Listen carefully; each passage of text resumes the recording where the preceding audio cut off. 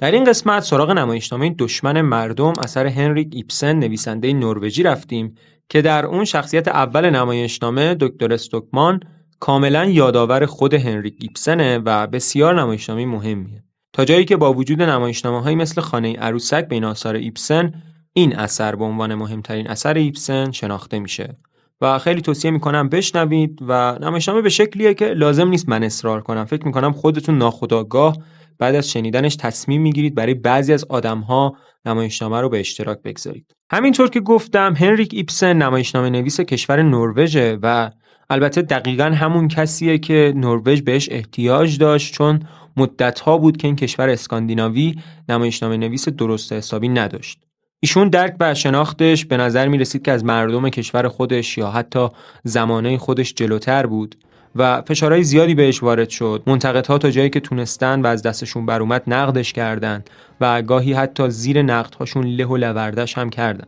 البته ایبسن هم اهل مدارا نبود. اون به حرفای خودش اونقدر اعتقاد راسخ داشت که در پاسخ به نقدهای شدید و فراوان علیه یکی از نمایشنامه‌هاش به نام ارواح یا جن‌زدگان، وقتی دید با دفاعی نویسی در روزنامه‌ها راه به جایی نمیبره، نمایشنامه دیگه‌ای نوشت و خودش رو جای شخصیت اولش یعنی دکتر استوکمان قرار داد تا بتونه به بهترین نحو پاسخی بده به همه فشارهایی که بهش وارد کردن.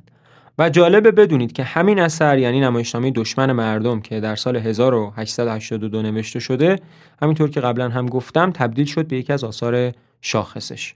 آقای آریانپور یکی از مترجمین این اثر میگه جالبه که مردم هر کشوری بدون اینکه شرایط تاریخی یا محیط اجتماعی کشور نروژ رو در نظر بگیرن تصور میکنن که هدف انتقاد ایبسن کشور خودشونه و این مسئله حتی درباره ایران خودمون هم میتونه صدق کنه. خب اگر کنجکاو شدید دشمن مردم دقیقاً چی میگه و ایبسن چی کار میخواسته بکنه، این قسمت از پادکست الف رو بشنوید. بریم سراغ نمایشنامه.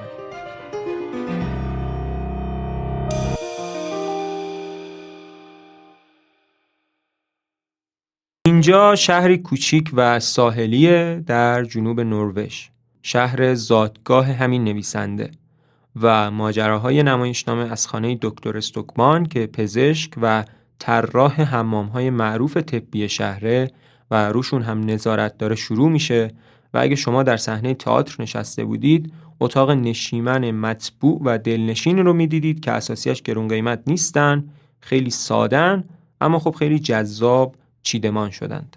سمت راست صحنه 2 تا در هست که یکیش به سرسرا میخوره، یکیش هم به اتاق دکتر. سمت چپ صحنه یه بخاری و یه میز بیضی شکل هست که تازگی‌ها با رومیزی خیلی زیبایی تزیین شده. البته به همراه چراغ حبابدار نوعی که روشنه و در کنار سایر اسباب و اساسیه جلوه نور ملایم و با شکوهی به اتاق بخشیده. یه در هم روی دیوار عقبی هست که باز از لاش میشه اتاق غذاخوری، مخصوصا میز شام رو دید که از ظاهر به هم ریختش معلومه قبلا شام صرف شده. با این حال روی یکی از صندلی‌ها آقایی به نام بیلینگ نشسته و با دستمال سفره‌ای که زیر چونش جمع کرده معلومه تازه میخواد خوردن غذا رو شروع کنه. دکتر استوکمان اما خونه نیست و انگار فراموش کرده مهمون داره و همراه جفت پسرهای نسبتاً کوچیکش مورتن و الیف که یکیشون 10 سالشه و اون یکی 13 سال رفتن به پیاده روی بعد از شام. خانم کاترین همسر آقای دکتر همینطور که مشغول رسیدگی به مهمونشه داره از مهمونش به خاطر اینکه دیر رسیده و مجبور غذا رو سرد بخوره عذرخواهی میکنه و در انتظار مهمون بعدیشونه آقای هوفستاد. بیلینگ و هوفستاد هر دوشون در روزنامه آزادیخواه ندای مردم فعالیت میکنن. بیلینگ نویسنده و هوفستاد سردبیر این روزنامه است. همچنان که خانم کاترین منتظره بالاخره صدای در رو میشنوه. اولش خب فکر میکنه هوفستاده، اما وقتی در رو باز میکنه آقای شهردار رو میبینه که ناگهان با پالتوی نظامی بر تن، کلاهی نظامی بر سر و عصای نظامی در دست وارد میشه. شهردار یا پیتر استوکمان برادر دکتر استوکمان خودمونه. پیتر وقتی میفهمه برادرش بعد از خوردن شام نسبتاً سنگین کباب گوساله با پسرهاش رفته پیاده روی، اصلاً روی خوشی به این جریان نشون نمیده. مثلا از نظرش شام باید ساده و کم هزینه باشه، مثل نون و کره و چای، نه این همه پرخرج. پیاده روی بعد از شام هم که اصلاً خوب نیست. کلاً حرفای شهردار با یک جور کنایه همراهه. سعی میکنه با ادبیات فاخر و سطح بالا حرف بزنه و اصطلاحات عامیانه رو به کار نبره، چون به نظرش دور از شأن و مقامش میان. اما خب بعضی از افکارش، مخصوصاً فکرهای بنیادینش، در سطح پایینی قرار دارن و با یک جور بدبینی و خودخواهی یا حتی کج‌فکری همراهن. حالا هرچی نمایشنامه جلوتر میره، بیشتر با طرز فکر برادر دکتر استوکمان آشنا میشیم. کم کم هوفستاد هم از راه میرسه. هوفستاد اگر یادتون باشه سردبیر روزنامه ندای مردمه و مثل اینکه توی چاپخونه معطلش کرده بودن. شهردار از دیدن هوفستاد تعجب میکنه، هرچند ظاهرا به روی خودش نمیاره، ولی وقتی میفهمه هوفستاد به خاطر مقاله برادرشه که اینجاست و از زبون خود هوفستاد هم میشنوه که دکتر استوکمان هر وقت به موضوع اجتماعی مفیدی بر بخوره مقاله‌ای برای روزنامه‌اش مینویسه، سوء ظنش راجع به کارهای برادرش تقویت میشه. فکر میکنه برادرش این مقاله ها رو صرفاً برای جلب توجه مردم مینویسه. با این حال میگه که با وجود اهداف برادرش اما به حسن نیت روزنامه ندای مردم شکی نداره و اضافه میکنه که اساساً شهر ما شهر حسن نیته و وقتی که وضع عمومی شهر رو در نظر بگیریم میبینیم که شهر زنده‌ایه. وقتی پای امور عمومی در میانه همه مردم خوب شهر ما متحدند، مثل یک تن واحد، البته به خاطر منافع مشترکی که دارن. منظور شهردار از منافع مشترک حمام‌های تقریباً نوساز و طبی شهرند که از نظرش به زودی قلب شهر میشن، چون توی این چند ساله که حمام‌ها رو ساختن شهر کلی بابتشون توسعه پیدا کرده و پول مثل سیل به این شهر روونه شده. که البته درست هم میگه، خب بازار کار و کاسبی کاملا گرم شده و قیمت زمین و خونه هم روز به روز ترقی کرده. بیکاری هم کم شده و درآمد طبقه کم درآمد بالا رفته و همه فشار مالیات دیگه روی شونه طبقه مالک نیست و اینا هم کم چیزی نیستند. حتی شهردار در ادامه حرفاش میگه امیدوارم که وضع از اینم که هست بهتر بشه و تابستون امسال از همه جا برای درمان یا استراحت به این شهر بیان و حمام‌های طبی رونق بیشتری پیدا کنند. مخصوصاً که هر روز از دور و نزدیک راجع به وضع مسافرخونه‌ها و مهمونخونه‌ها از شهرداری استعلام میشه. حرفای شهردار به اینجا که میرسه، هوفستاد میگه که پس مقاله دکتر باید خیلی به موقع باشه.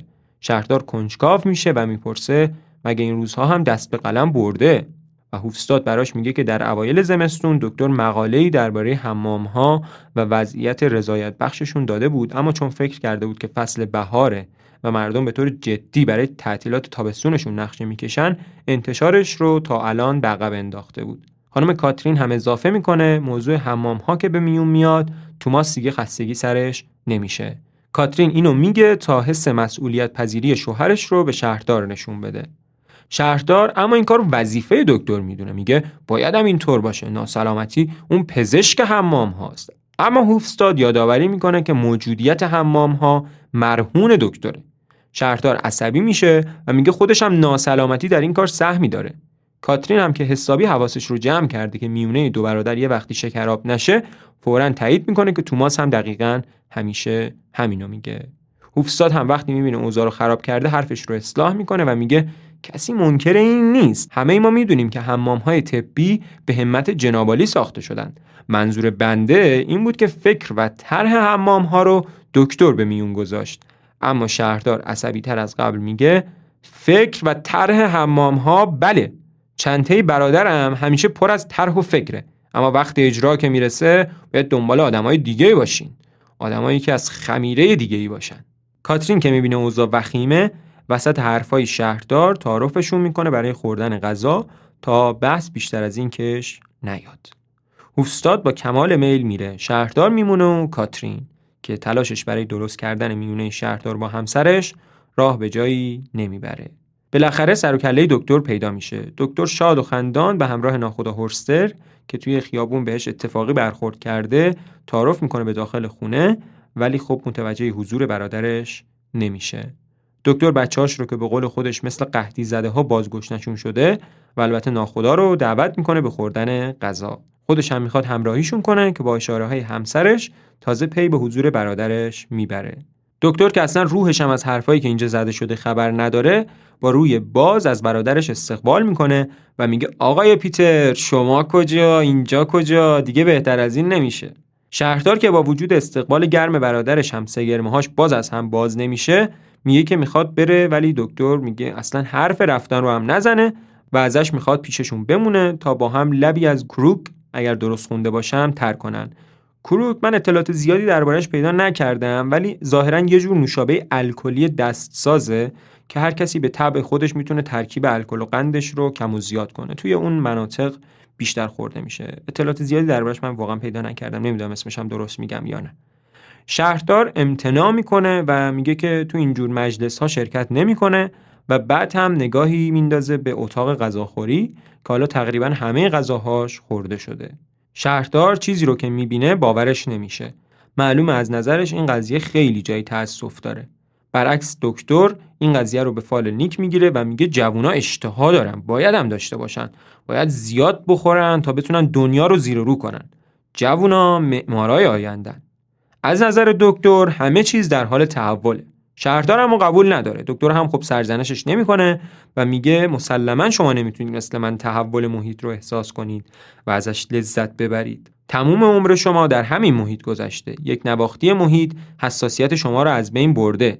ولی منی که سالهای سال در مناطق دورافتاده شمالی زندگی کردم، منی که مدت‌ها با مردمی که هیچ حرف تازه‌ای برای گفتن نداشتن طرف بودم، اینجا توی همین شهر شما تحول رو خوب احساس میکنم. اینجا زندگی جریان داره. خیلی چیزا هست که میشه به خاطرش تلاش کرد. میشه به خاطرش مبارزه کرد. و یهو صدا میزنه کاترین، نامه‌ای برام نیومده؟ کاترین هم از اتاق غذاخوری جواب میده که نه. دکتر منتظر نامه مهمیه و در تعجبه که چرا این نامه به دستش نمیرسه. دکتر حرفاش رو از سر میگیره. از زندگی آسوده‌ای که الان داره میگه، از اینکه آدم وقتی قدر آسایش رو میدونه که سختی کشیده باشه، وقتی که طعم سخت بی‌غذایی و نبود همصحبت رو حسابی چشیده باشه، از اینکه حالا نون و آبی داره و امروز حتی سر میز ناهار و شام کباب گوساله دارن، خوشحاله. شهردار اما با همون بینش خودش با تعجب میپرسه چطور بودجه شما از عهده این قبیل تجملات برمیاد؟ مخصوصا که دکتر بهش با ذوق و شوق رومیزی جدید و حباب چراغ رو که با پس‌اندازهای کاترین خریده بودن رو هم نشون میده.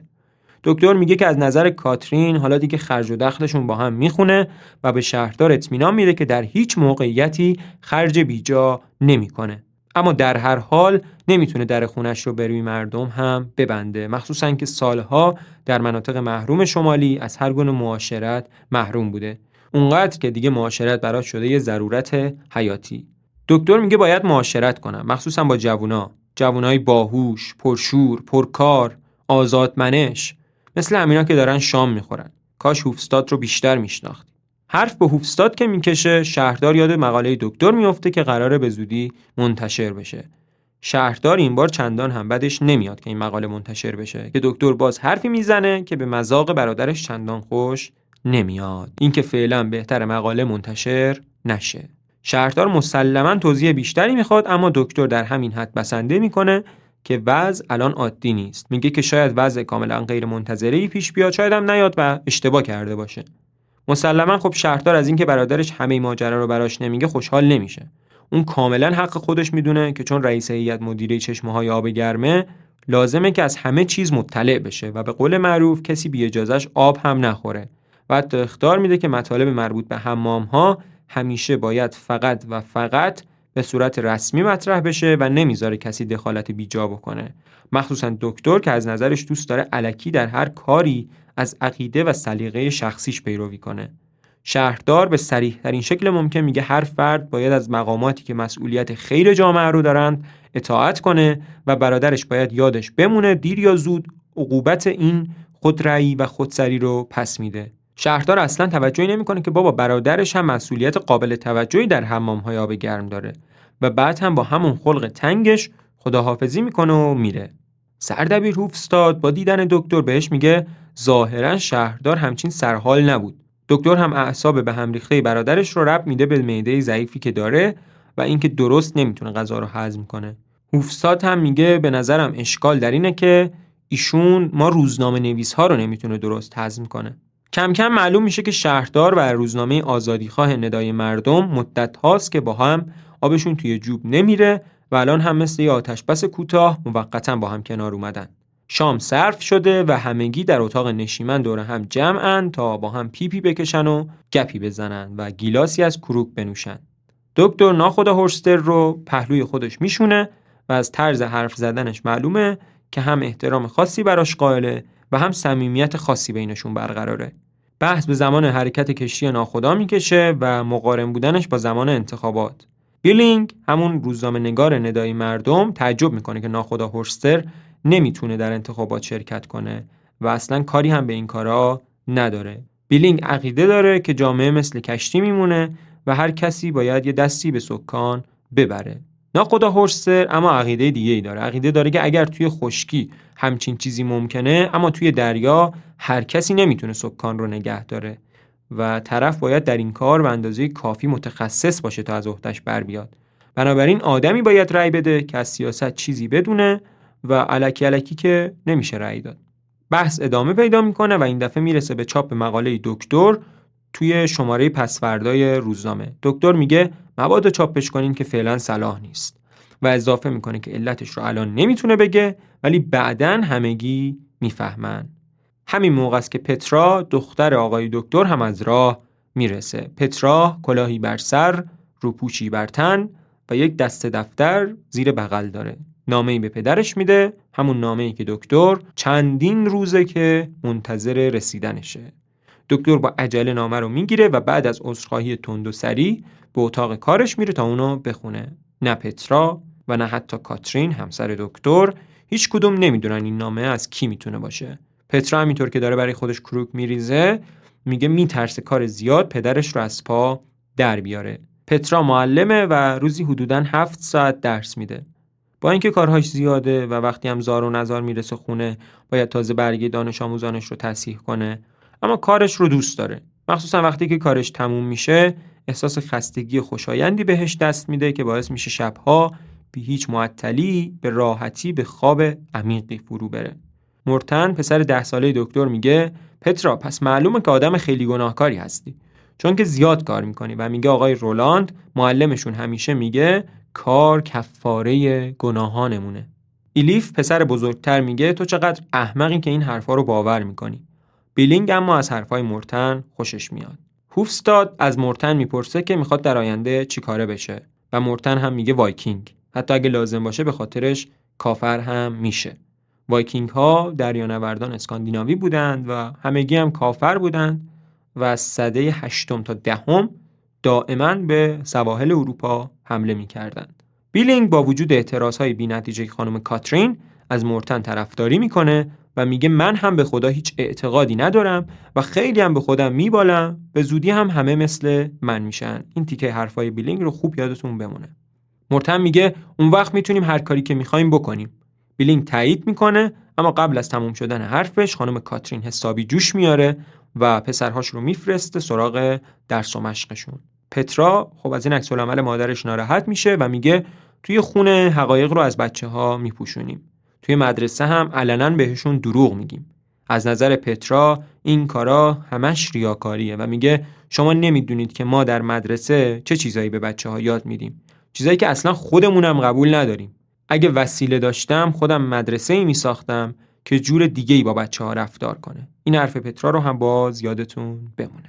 حرف به اینجا که میرسه ناخدا هورستر پیشنهاد میده سالن طبقه اول خونه موروثیش که اتفاقا بزرگم هست و تقریبا هم همیشه خالیه رو برای این کار استفاده کنه، یعنی پترا توش مدرسه بسازه، چون خودش ناخداست و همیشه در حال سفره و اونجا خالیه. پترا اما میخنده و میگه میترسه مدرسه داریش هم دردی رو دوا نکنه. هوفستاد هم تایید میکنه و میگه که از نظرش پترا برای روزنامه نگاری ساخته شده و ازش سراغ داستان انگلیسی رو میگیره که قرار بود پترا ترجمه کنه.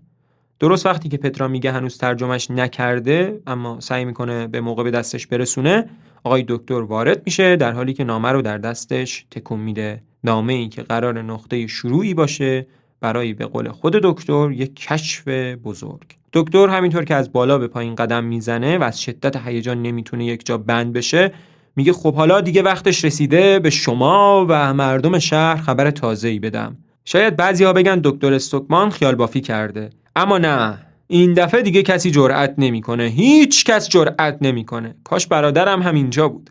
حالا معلوم میشه که قضاوت اشخاص چقدر سرسریه. همه میخوان بدونن جریان چیه که اینقدر دکتر استوکمان رو به هیجان آورده، چیه که اینقدر با آب و تاب داره دربارش مقدمه میچینه.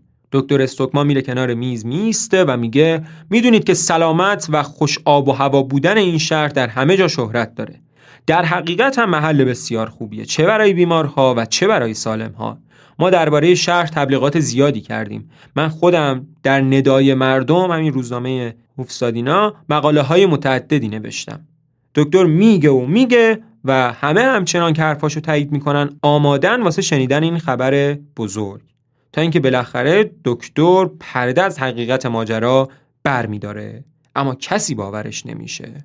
باورشون نمیشه. اون حموم‌ها با اون همه دبدبه و کبکبه، با اون همه خرج و مخارج واسه ساختنشون، با اون شهرتشون، نه تنها یه محل شفابخش برای درمان بیماری‌ها نبودن، که کانون همه جور امراض مصری بودن.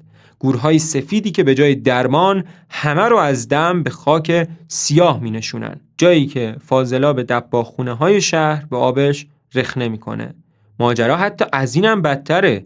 این آب پر از میکروب به زمینهای لب دریا و حتی آبهای ساحلی هم رسیده و همشون رو آلوده کرده. دکتر تعریف میکنه که مدت مدیدیه که روی این موضوع کار میکنه.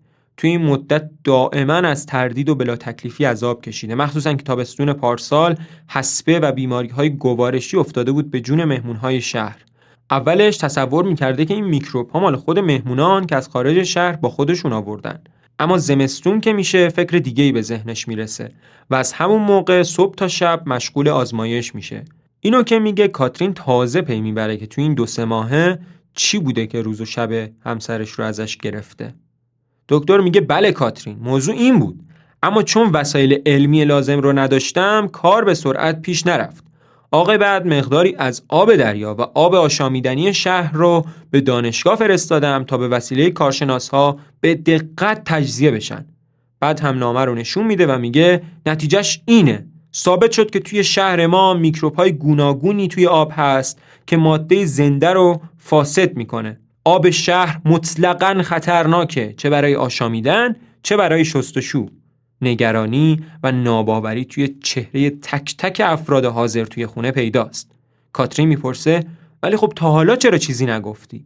دکتر هم در جواب میگه به نظرت درست بود اگه بدون دلیل قطعی قبل از اینکه چیزی اثبات بشه توی شهر جار میزدم و مردم رو الکی میترسوندم؟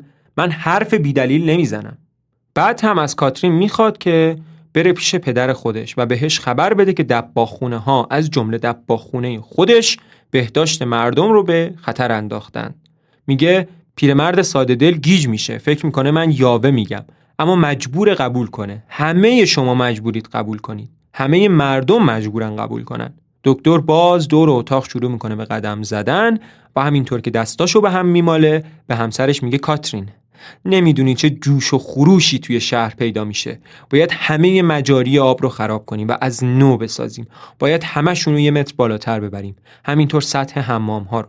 ظاهراً دکتر قبلاً موقع ساخت حموم ها کلی هشدار داده بود که بابا باید سطح حموم و لوله های آب رو بالاتر برد. اما هیچ کس نه اعتنا کرده بود و نه گوشش بدهکار این چیزا بود. اگر یادتون باشه ایده حموم ها از دکتر بود ولی اجراش با کس دیگه بود. پرتقال فروش رو خودتون پیدا کنید. دکتر میگه حالا دیگه همه مجبورن به حرفش گوش بدن. یه بیانیه برای هیئت مدیره آماده کرده و 1 هفته است که روی میزشه و منتظر رسیدن نتیجه تجزیه بود تا ارسالش کنه و حالا دیگه وقتشه تا گزارش رو فوراً براشون بفرسته. بعد هم به اتاق کارش میره و با 4 برگ کاغذ که روی هر کدومشون با خط ریز هر توضیحی که لازم بوده رو نوشته برمیگرده. نامه رو هم ضمیمه میکنه و از کاترین میخواد اونا رو توی پاکتی بذاره و به خدمتکارشون که همیشه خدا اسمش رو یادش میره بده تا به دست شهردار برسونه. دکتر تصورش اینه که شهردار از این موضوع به قول خودش از این حقیقت حیاتی خوشحال میشه. هوفستاد هم نظرش بر اینه که بهتر فوراً مردم رو از این خطر خبردار کنن و در موردش مطلبی توی روزنامه ندای مردم بنویسن. همه دکتر رو بابت این کشف بزرگ تحسین میکنن. حتی بیلینگ و هوفستاد فکر میکنن که توی روزنامه پیشنهاد مراسم قدردانی از دکتر رو به مردم بدن. اما دکتر میگه که هیچ توقعی از هیچ کس نداره و طالب تعارف و تشریفات نیست. حتی افزایش حقوق رو هم نمیپذیره و فقط برای این خوشحاله که تونسته خدمتی به شهر زادگاهش و همشهریهاش بکنه. کاترین کار شوهرش رو تایید میکنه و دکتر هم شاد و خندان همسرش رو بلند میکنه و دور اتاق میچرخونه. همه شاد و سرمست میخندن و دست میزنن. الیف و مورتن هم با کنجکاوی از لای در به داخل اتاق سرک میکشن.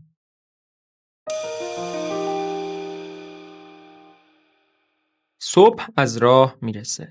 کاترین نامه مهر و موم شده ای رو به دست همسرش میده. دکتر پاکت نامه رو میگیره و با خوندنش متوجه میشه که برادرش گزارشش رو پس فرستاده و قرار ظهر بیاد پیشش. دکتر میگه احتمالاً برادرش از اونجایی که خودش موضوع آلودگی آب رو کشف نکرده، هرچند در اصل خوشحاله اما احتمالاً عکس‌العمل موافقی نشون نده. کاترین هم ازش میخواد که از طرز رفتار برادرش ناراحت نشه و اونو هم توی این موفقیت شریک کنه یا حتی وانمود کنه که اون بود که باعث شده یه همچین کشف بزرگی صورت بگیره. دکتر هم میگه که حرفی نداره و تنها چیزی که میخواد نجات شهر از آلودگیه. همین موقع مورتن کیل پدر خانم دکتر که مورتن اسم یکی از پسرای دکتر هم هست، اشتباه نگیرید، این مورتن کیل پدر کاترینه. پدر همسر دکتر که صاحب یکی از دباغخونه های شهره از در سرسرا وارد میشه و اتاق رو با کنجکاوی از نظر میگذرونه. یادمون باشه که منشأ آلودگی آب از همین دباغخونه ها بوده. مورتن کیل که خبر رو از نوش پترا شنیده میخواد بدونه خب خبرها راستن یا نه.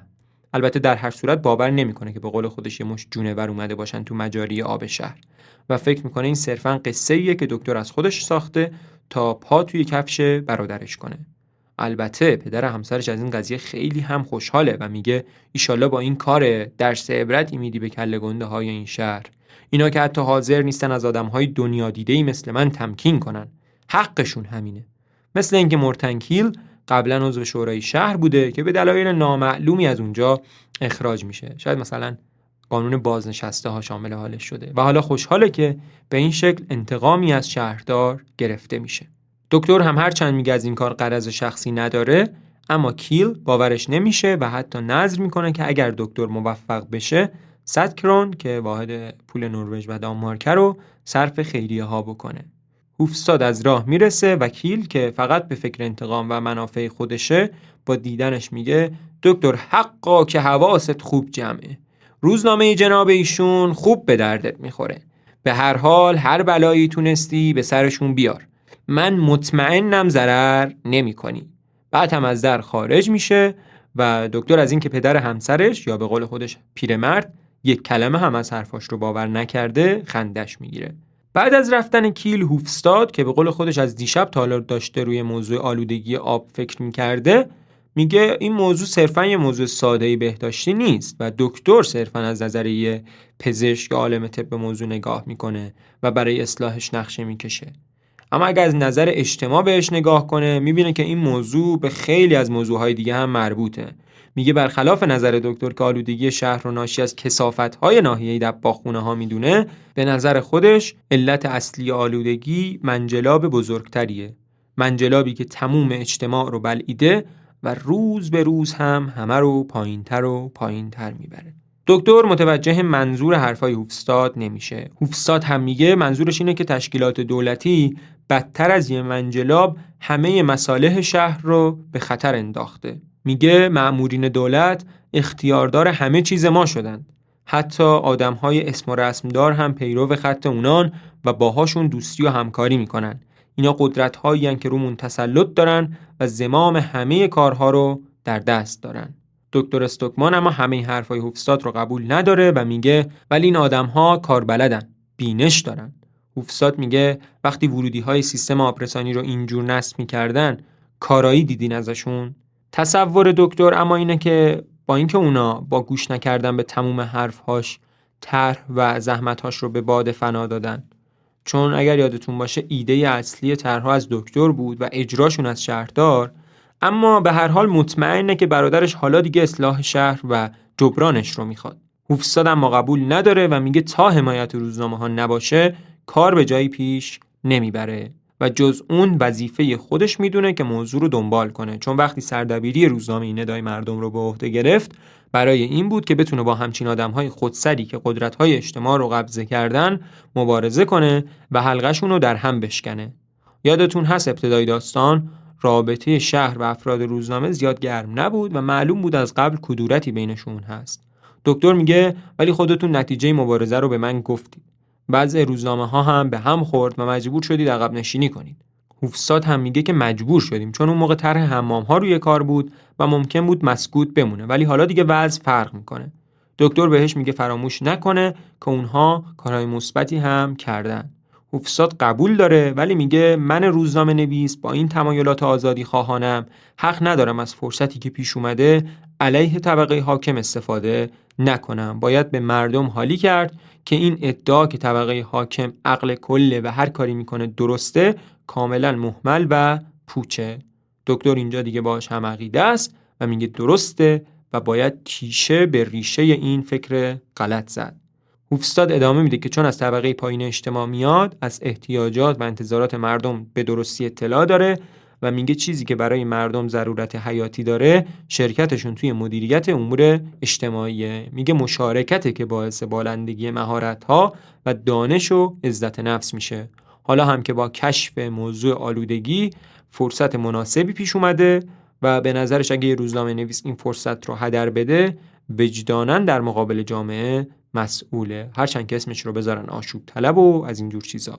اما مهم نیست، مهم اینه که آدم وجدانش آسوده باشه. همین موقع کسی با انگشت به در میزنه. آسلاکسنه، صاحب چاپخونه که در آستانه در سرسرا ظاهر میشه و تعظیمی از سر احترام میکنه. آسلاکسن لباس سیاه رنگ رو رفته‌ای اما ترتمیزه به تن داره، با کراواتی سفید و چروکیده و دستکش و کلاه شاپویی که در دست داره وارد میشه.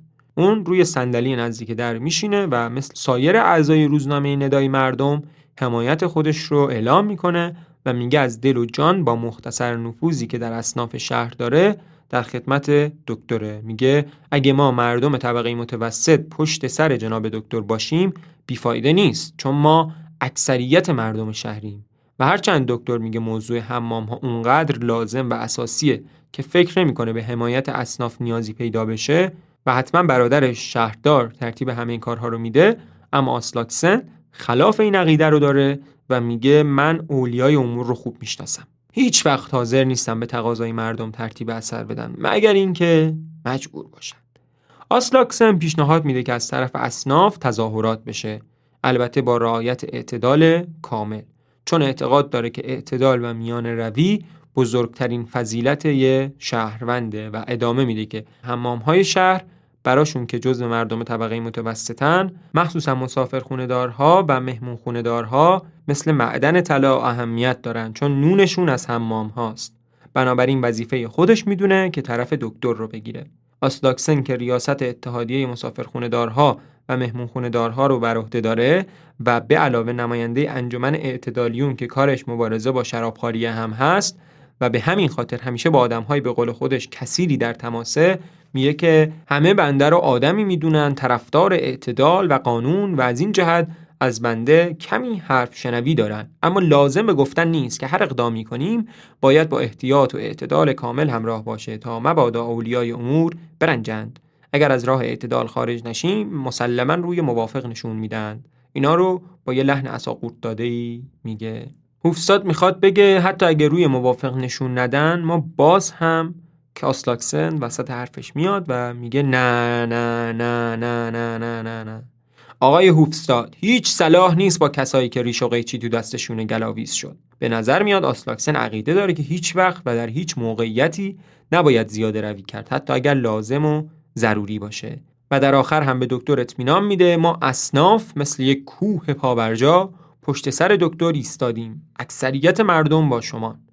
وقتی که آسلاکسن میره، هوفستاد که از حرفای آسلاکسن معلومه زیاد خوشش نیومده میگه این آسلاکسن شاید آدم بدی نباشه، ولی یکی از اوناییه که تو این منجلاب اجتماع قوطه برن و نمیفهمن. بیشتر مردم از همین قماشن، گاهی به چپ میچسبن گاهی به راست، از فرط احتیاط و وسواس نمیتونن برای هیچ کاری عزمشون رو جزم کنن. هوفستاد نظرش اینه که آدم باید متکی به خود و قاطع باشه. این بت قدرت پرستی باید در هم شکسته بشه و باید همه مردم بفهمن که مقامات دولتی در مورد حمام‌ها مرتکب چه خطای بزرگی شدن و به همین دلیله که لازمه گزارش دکتر حتما چاپ بشه. و دکتر هم بهش میگه که اگه این کار به سود مردم باشه حرفی نداره، اما قبلش باید با برادرش صحبت کنه تا ببینه برای ساخت مجدد چه راهکار و نظری توی فکرش داره. اما هوفستاد که فکر میکنه شهردار به احتمال خیلی زیادی با انجام این کار مخالفت میکنه، میگه ستون پس فردای روزنامه رو به این موضوع اختصاص داده. بنابراین دکتر پاکت گزارشش رو تحویل هوفستاد میده تا بخونه و نظرش رو درباره‌اش بگه و همینطور ازش اطمینان میگیره که اگر لازم به چاپ این گزارش شد که به نظرش به احتمال زیاد میشه، گزارش رو بی کم و کاست چاپ کنه. بعد از رفتن هوفستاد دکتر به اتاق غذاخوری میره و با دیدن کاترین و پترا با خوشحالی میگه که روزنامه ندای مردم که یه روزنامه مستقل و آزادی خواهه و همینطور رئیس اتحادیه مسافرخانه‌دارها و مهمانخانه‌دارها، در واقع همون آقای آسلاکسین که رئیس چاپخونه هم هست، ازش حمایت میکنن و جز اون اکثریت مردم هم پشتیبانشن. دکتر همینطور که از بالا به پایین قدم میزنه و دستاشو به هم میماله، میگه چه سعادتی بزرگتر از این که آدم مورد اعتماد مردم باشه. و دخترش ادامه میده و بتونه بهشون خدمت کنه. صدای در میاد و شهردار وارد میشه. شهردار معلومه که میخواد خصوصی با برادرش صحبت کنه. با طرز نگاه مخصوصش باعث میشه تا کاترین به همراه پترا به اتاق سمت چپ برن. شهردار اول از همه میخواد بدونه که چرا دکتر تا دیشب جریان رو ازش پوشونده و بعد اینکه چرا اینقدر توی گزارشش مبالغه کرده. مثلا چرا گفته هر کی از حمام‌ها استفاده کنه آلوده میشه. دکتر هم میگه که تا دیشب خب خودش هم از نتیجه مطمئن نبوده و مگه حقیقت غیر از اینه؟ چرا باید بیمارهای امیدواری که برای درمان به اینجا میان رو گول زد؟ شهردار میگه اصلا فکر کردی ساختن مجاری جدید و بعد هم گندابروها واسه فاضلاب دباغخونه ها چقدر خرج برمی‌داره؟ مهندس شهرداری وقتی ازش پرسیدم فکر کرد دارم شوخی میکنم، چون این تغییرات چند صد هزار کرون خرج داره و تازه 2 سال هم طول میکشه. اون وقت این مدت چیکار کنیم؟ بیمارها رو راه ندیم؟ وقتی گردشگرا موضوع آلودگی رو بفهمن دیگه احدالناسی پاشو اینجا نمیذاره. اونم حالا که حمام‌های ما واسه خودشون برو بیایی دارن، بعدش میدونی چی میشه؟ فکر کردی شهرهای مجاور هم واسه جلب توجه مسافر دست و پا نمیزنن؟ اون وقت ما میمونیم و حموما و پولای برباد رفته مردم شهر که تو این راه خرج کردن. دکتر هرچند از شنیدن خرج و مخارج ساخت مجدد غافلگیر شده، ولی خب کوتاه نمیاد و میگه چاره چی؟ خطر رو که نمیشه نادیده گرفت. شهردار قبول نمیکنه و همچنان روی حرفش میمونه. میگه دکتر داره مبالغه میکنه. میگه شاید بعدها هیئت مدیره حمام‌ها محض احتیاط یک سری اصلاحات محدود به عمل بیارن، اما الان وقتش نیست. حالا نوبت دکتره که با شنیدن این حرفا مثل برادرش کفری بشه و بهش میگه که حاضر نیست مقابل این حقه و فریبکاری آروم بشینه، چون سکوت شهردار جنایتیه نسبت به مردم و همینطور کل جامعه. شهردار اما گوشش به این حرفا بدهکار نیست و بازم بهونه میاره که هنوز قانع نشده و از نظرش خطر اونقدر هم که میگن جدی نیست. دکتر اما زیر بار نمیره و میگه البته که قانع شدی. با اون گزارش دقیق و مفصلی که من نوشتم امکان نداره قانع نشده باشی. منتها نمیخوای قبول کنی. چرا؟ چون خودت بودی که اصرار داشتی کل تأسیسات چشمه‌های معدنی این شکلی ساخته بشن، در حالی که من بهت گفته بودم اشتباهه. حالا هم نمیخوای قبول کنی که اشتباه کردی. شهردار هرچند قبول داره که اشتباه کرده، اما میگه برای حفظ حیثیتم هم که شده باید سکوت کرد، وگرنه به ضرر مردمه، چون اونه که داره شهر رو اداره میکنه. پس اگر به اعتبارش خدشه‌ای وارد بشه دیگه خب نفوذی بر مردم نداره و شهر به هم میریزه. پس موضوع باید سر به مهر باقی بمونه تا بعداً بشه محرمانه بهش رسیدگی کرد.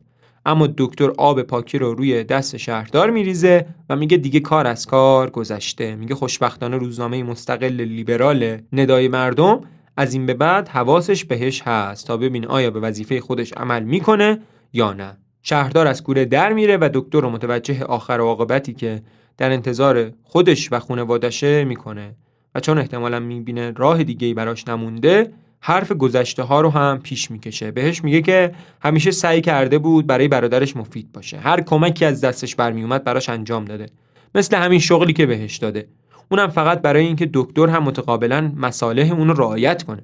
هرچند انگار شهردار توجهی نداره که همین شغلی که دکتر توشه توی این شهر خودش از همه بیشتر صلاحیت انجامش رو داشته. شهردار به اینها بسنده نمیکنه و حرف نوشته های دکتر رو هم به میون میاره و ازش ایراد میگیره که چرا در هر کاری دخالت میکنه و تا هر فکری به ذهنش میرسه دست به قلم میبره و مقاله و رساله بیرون میده و با این کار الکی داد و بیداد راه میندازه. دکتر میگه وظیفه هر شهروندیه که وقتی فکر جدیدی به ذهنش رسید در اختیار بقیه بذاره.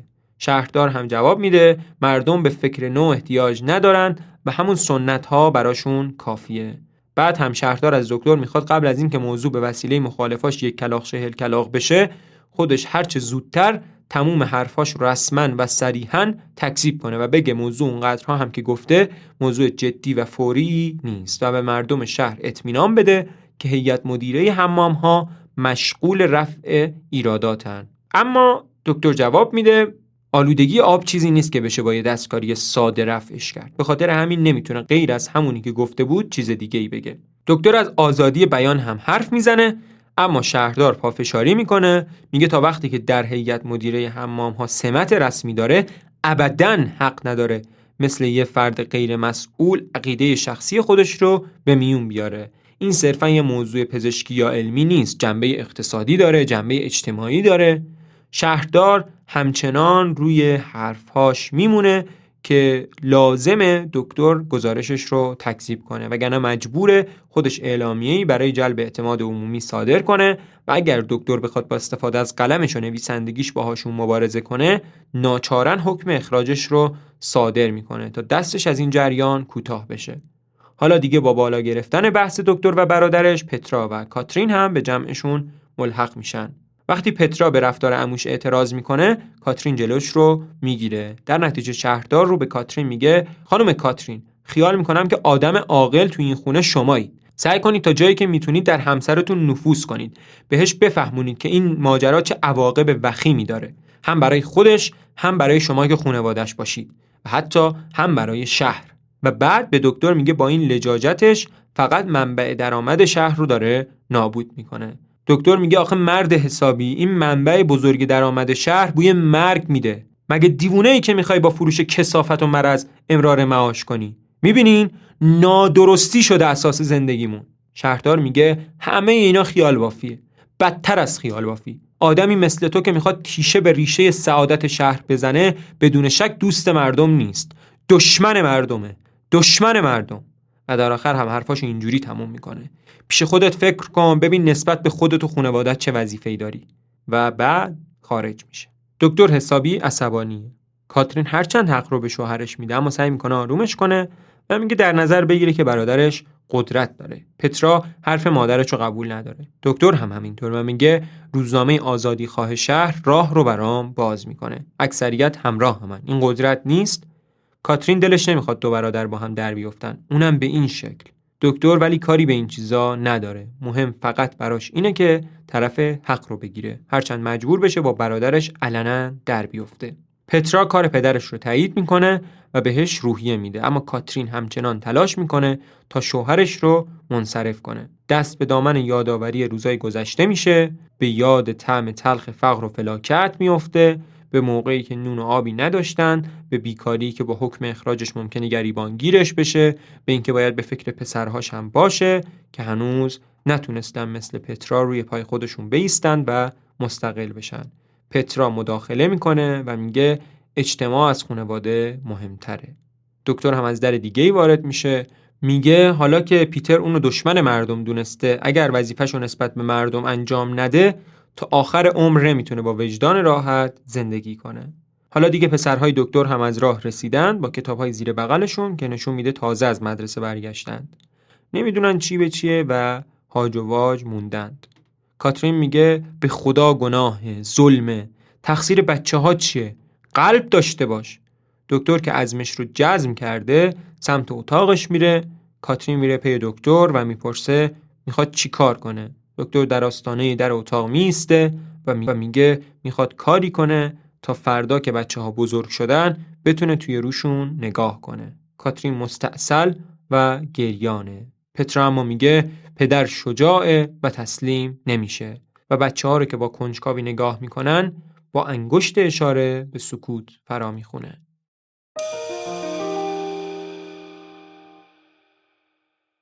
عصر از راه میرسه و حالا بخش سردبیری روزنامه ندای مردمه که روی صحنه دیده میشه. در قسمت عقبی صحنه سمت چپ در ورودی دیده میشه، سمت راستش هم در دیگه‌ایه که از شیشه هاش میشه چاپخونه رو دید. در دیگه‌ای هم در دیوار سمت راسته. میون اتاق میز بزرگی پوشیده از کاغذ و روزنامه و کتاب خودنمایی میکنه. میز تحریر سردبیر نزدیک به پنجره است. اتاق آشفته و ملال‌آوره. میز و صندلی‌ها کهنه‌اند. از شیشه‌های در چاپخونه چند حروف چین و یک چاپچی که با ماشین دستی کار میکنه مشاهده میشن. در حالی که سردبیر هوفستاد پشت میز تحریر نشسته و سرگرم نوشتنه، بیلینگ از در سمت راست با گزارشنامه دکتر در دست داخل میشه و اون رو روی میز میذاره. بیلینگ گزارش دکتر رو خونده.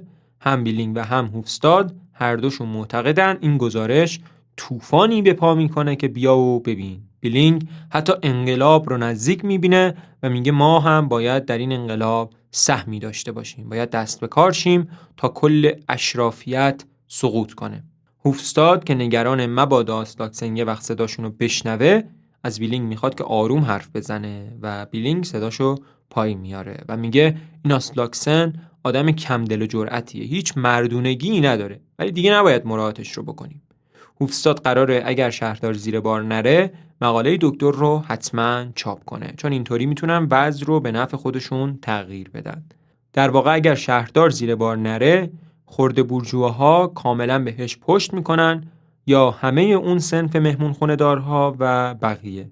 اگر هم زیر بار پیشنهاد دکتر بره دیگه از چشم همه اون خرپولهای سهامدار چشمه ها که تا حالا حامی اصلیش بودن میفته، چون ناچارن باز دوباره سرمایه هنگفتی رو بذارن وسط. در هر حال حلقه شهردار به هم میریزه و اون وقته که فرصتی پیش میاد تا بتونن نشون بدن که شهردار از هر نظر بی‌عرضه است. نتیجه هم معلومه، بالاخره زمام امور شهر دست خودشون میفته، دست لیبرال ها. همین موقع است که دکتر استوکمان از در ورودی وارد میشه و میگه دیگه وقتشه که گزارشش منتشر بشه. میگه از امروز جنگ شروع میشه و تازه این ضربت اوله و طرح 4-5 مقاله دیگر رو هم ریخته که هر چند راجع به چیزای دیگن ولی همشون منشأشون همین سیستم آبرسانی و فاضلاب شهره. افراد روزنامه مطمئنن که همه طرف دکتر رو میگیرن، چه اونهایی که میان روان چه اونهایی که نیستن، یعنی تقریبا همه مردم شهر. قرار میذارن که مقاله بره برای چاپ توی ستونهای روزنامه فردا صبح. دکتر استوکمان از آسلاکسن میخواد که شخصا کار مقاله رو به عهده بگیره تا مقاله به بهترین شکل ممکن منتشر بشه و طوری نگاش کنه که انگار طلاست، بدون هیچ غلط املایی و بدون هیچ نوع سانسور و تحریف. دکتر که از برادرش هیچ دل خوشی نداره، چون که تهدیدش کرد و ازش میخواست تا عمیق‌ترین و مقدس‌ترین اعتقاداتش رو فدای منافع شخصیش کنه، تصمیم داره که از این به بعد بشه لنگرگاه نگاه مردم و با مقاله های پی در پی بمبارونشون کنه، چون از نظرش صرفاً مسئله سیستم آبرسانی و فاضلاب نیست، حالا دیگه مسئله روح و فکر کل جامعه است که باید از آلودگی پاکسازی بشه، اون هم توی همه حوزه ها. از نظر دکتر باید رفت سراغ نسل جوون و برای همه پاسگاه ها فرمانده های تازه‌ای تعیین کرد و اگه همه بتونن متحد باشن همه چیز خیلی راحت میتونه پیش بره، مثل به آب انداختن یک کشتی که کار یکی دو نفر نیست و همه باید مشارکت داشته باشن. دکتر میگه هر کاری که میکنه برای دفاع از حقیقت و وجدانشه و اهمیتی به خطرهایی که ممکنه پیش بیاد نمیده. حتی آسلاکسن که طرفدار میان رویه و میخواد که همه چیز با اعتدال پیش بره هم از دکتر حمایت میکنه و میگه که قطعاً دکتر دوست واقعی شهره، دوست صالح جامعه و فکر میکنه صنف مهمونخونه دارها هم عنقریب شعارشون همین باشه. دکتر که دیرش شده و باید به یکی از مریضهاش سر بزنه با خوشحالی و هیجان زیاد، در حالی که خاطر نشان میکنه هیچ کدوم از علامتهای تعجب مقالش رو حذف نکنن که هیچ، حتی چند تایی هم بهش اضافه کنن، ازشون خداحافظی میکنه و میره.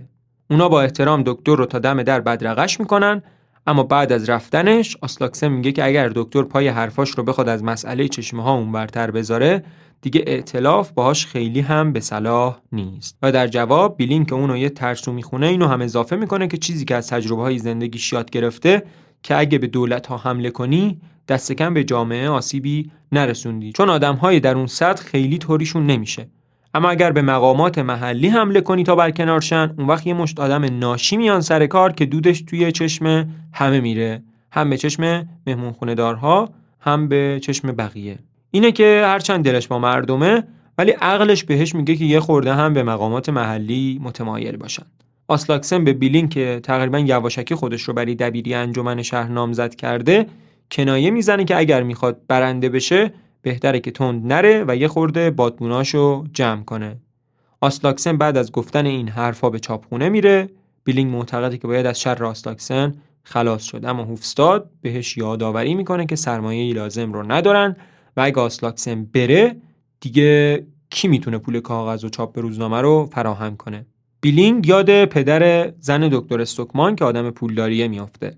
هرچند میدونه نمیتونه روی این فکر حسابی باز کنه، همینطور که نمیتونه روی برنده شدن در دبیری انجمن شهر حسابی باز کنه، بیلینگ معتقده که با رد صلاحیت شدنش پتانسیل خشمش اونقدر بالا میره که دقیقاً همون چیزیه که توی همچین جای عقب مونده‌ای بهش نیاز داره تا صداش رو به گوش همه برسونه. بعد هم میره تا تقاضاش رو به انجمن مهمونخونه دارها بنویسه.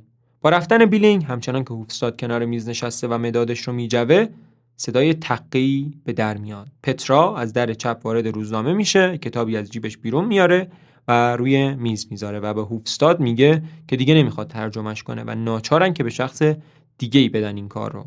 هرچند احتمالاً اصلاً نتونن توی ندای مردم چاپش کنن چون که علناً با افکار خودشون در تضاده. هوفستاد که خودش انگلیسی بلد نیست اصلا نمیدونه داستان از چه قراره و پترا براش اینطور توضیح میده که داستان کتاب درباره قدرت مافوق بشری مثل سوپرمنه که حامی آدم‌های به اصطلاح صالح دنیاست و همه امور زندگیشون رو به بهترین نحو سر و سامون میده. همین سوپرمن همه آدم‌های شرور رو قراره به سزای اعمالشون برسونه، به جای اینکه خود مردم برای سر و سامون دادن به زندگی و جامعهشون دست به کاری بزنن. یعنی ایده اینه که یه آدم دیگه به اینا کمک کنه. هوفستاد که کم کم داره شخصیتش رو میشه میگه این دقیقاً همون چیزیه که مردم ازمون میخوان. اما پترا که عقیده متفاوتی داره میگه اون وقت شما هم میخواین جزو کسایی باشین که همچین چیزایی رو به خورد مردم میدن؟ خودتون یک کلمش رو هم قبول ندارین. خوب میدونین که دنیای واقعی اینجوری نیست. و هرچند هوفستاد ظاهراً میگه حق با شماست، ولی هنوزم نظرش اینه که یه سردبیر همیشه نمیتونه ترجیح خودش رو عملی کنه و باید در امور جزئی به افکار عمومی احترام بذاره. وقتی مردم یه داستان اخلاقی مثل این رو توی صفحات آخر روزنامه ببینن، رغبتشون به قبول مطالبی که توی صفحات اول نوشته شده بیشتر میشه. چرا؟ چون بیشتر حس میکنن که جامعهشون امنه. اگر یادتون نیست که قضیه کتاب چیه، پرده اول رو یادتون بیارید که پترا مشغول ترجمه یه چیزی بود. پترا وقتی اینا رو میشنوه عصبی میشه که دارن اینقدر ریاکارانه برای خواننده دام دونه میذارن و هرچند هوفستاد انگار انکار میکنه و میگه اینا فکرهای بیلینگه نه فکرهای خودش، با این حال عقیده داره که کار روزنامه نگارها خیلی حساب و کتاب نداره. پترا میگه شاید تو زندگی عادیتون اینطوری باشه، ولی حالا که برای هدف بزرگ آستین بالا زدین و میخواین راه رو برای حقایق و ایده های نوعی که لگد مال شدن باز کنین و شجاعانه کنار کسی باشین که بهش توهین شده، باید خودتون رو با ارزش‌تر از خیلی ها بدونین. و هوفستاد اینجا حرفی میزنه که بالاخره ماهیت واقعی کارهاش رو فاش میکنه و تازه اینجاست که پترا میفهمه این کارهای هوفستاد نه به خاطر خود حقیقت و یا شهامت و صداقت پدرشه که به خاطر چیز دیگه‌ای بوده که هیچ ربطی به خیریت جامعه نداره. در واقع هوفستاد داشته همه این کارا رو میکرده به خاطر علاقه‌ای که به پترا داره. برای همین هم هست که طرف دکتر رو گرفته. پترا حالا که حسابی عصبانیه این کارو نارو زدن به خودش و پدرش میدونه یه کار کاملا غیر شرافتمندانه که اصلا قابل بخشش نیست. همچنان که پترا داره با عصبانیت میره، پیش از این که هوفستاد بتونه حرفی بزنه، آسلاکسن شتابان و یواشکی از چاپخونه میاد و به هوفستاد خبر میده که شهردار اینجاست، یعنی توی چاپخونه است و میخواد باهاش صحبت کنه. هوفستاد به سمت در چاپخونه میره و با ورود شهردار به دفتر تعظیم میکنه و به آسلاکسن میسپاره که حواسش باشه کسی بویی نبره. با احترام کلاه و عصای شهردار رو میگیره و روی صندلی میذاره. بعد هم وقتی هر دوشون کنار میز نشستن، شهردار شروع میکنه به صحبت درباره گزارش دکتر. هوفستاد اما اظهار بی احتلالی میکنه، ولی همون موقع است که آسلاکسن از اتاق چاپ میاد و سراغ مقاله دکتر رو از خود هوفستاد میبینه. هوفستاد که میبینه اوضاع خرابه و گند زده، سعی میکنه خودش رو به اون راه بزنه تا قضیه رو یه جوری ماسمالی کنه و البته جالب اینجاست موفق هم میشه. شهردار شروع میکنه به صحبت با آسلاکسن و تعریف کردن ازش به عنوان فرد معقول و متین، کسی که جو کلی میون طبقه مردم متوسط رو خوب میشناسه. شهردار میره سر اصل مطلب و میگه طبق برآوردهای اولیه تغییراتی که پزشک چشم‌ها فکر میکنه لازمه بالغ بر چند صد هزار کرون خرج روی دستشون میذاره و ناچارن بابتش از جیب مهمونخونه‌دارها مایه بذارن. مخصوصا که سهامدارهای چشمه در وضعیتی نیستن که بخوام بیشتر از اونی که تا حالا خرج کردن قدمی بردارن و از همه بدتر اینه که این کار 2 سالی زمان میبره و طبیعتاً مجبورن به خاطرش کل تأسیسات چشمه ها رو توی این مدت تعطیل کنن. حرف به اینجا که میرسه هم آسلاکسن و هم هوفستاد هر دو پا پس میکشن، میگن توی این مدت ما مهمونخونه‌دارها از کجا نون بخوریم؟ ما که تحملشو نداریم.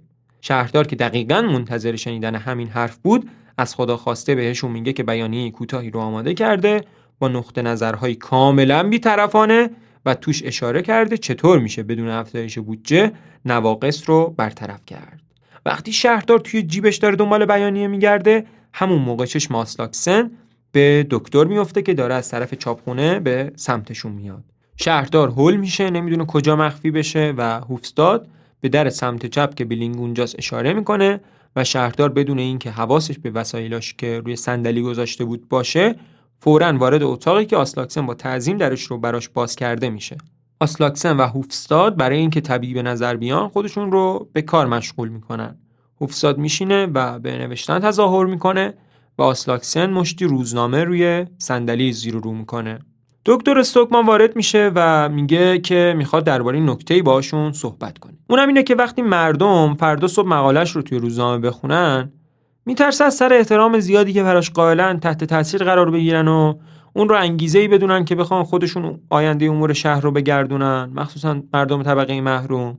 اون وقت اگه بخوان راهپیمایی کنن یا توماری چیزی جمع کنن، باید هوفستاد و البته آسلاکسن قول جدی بدن که جلوشون رو بگیرن. اما قبل از اینکه هوفستاد بتونه برای دکتر توضیح بده که رأیشون برگشته، کاترین همسر دکتر استوکمان با کلاه و پالتو از سمت چپ وارد میشه. کاترین میگه اومده تا دکتر استوکمان رو با خودش ببره و به شوهرش میگه که حق نداره به فکر زن و بچه‌هاش نباشه و همچین راهی انتخاب کنه. دکتر میگه پاک زده به سرت کاترین.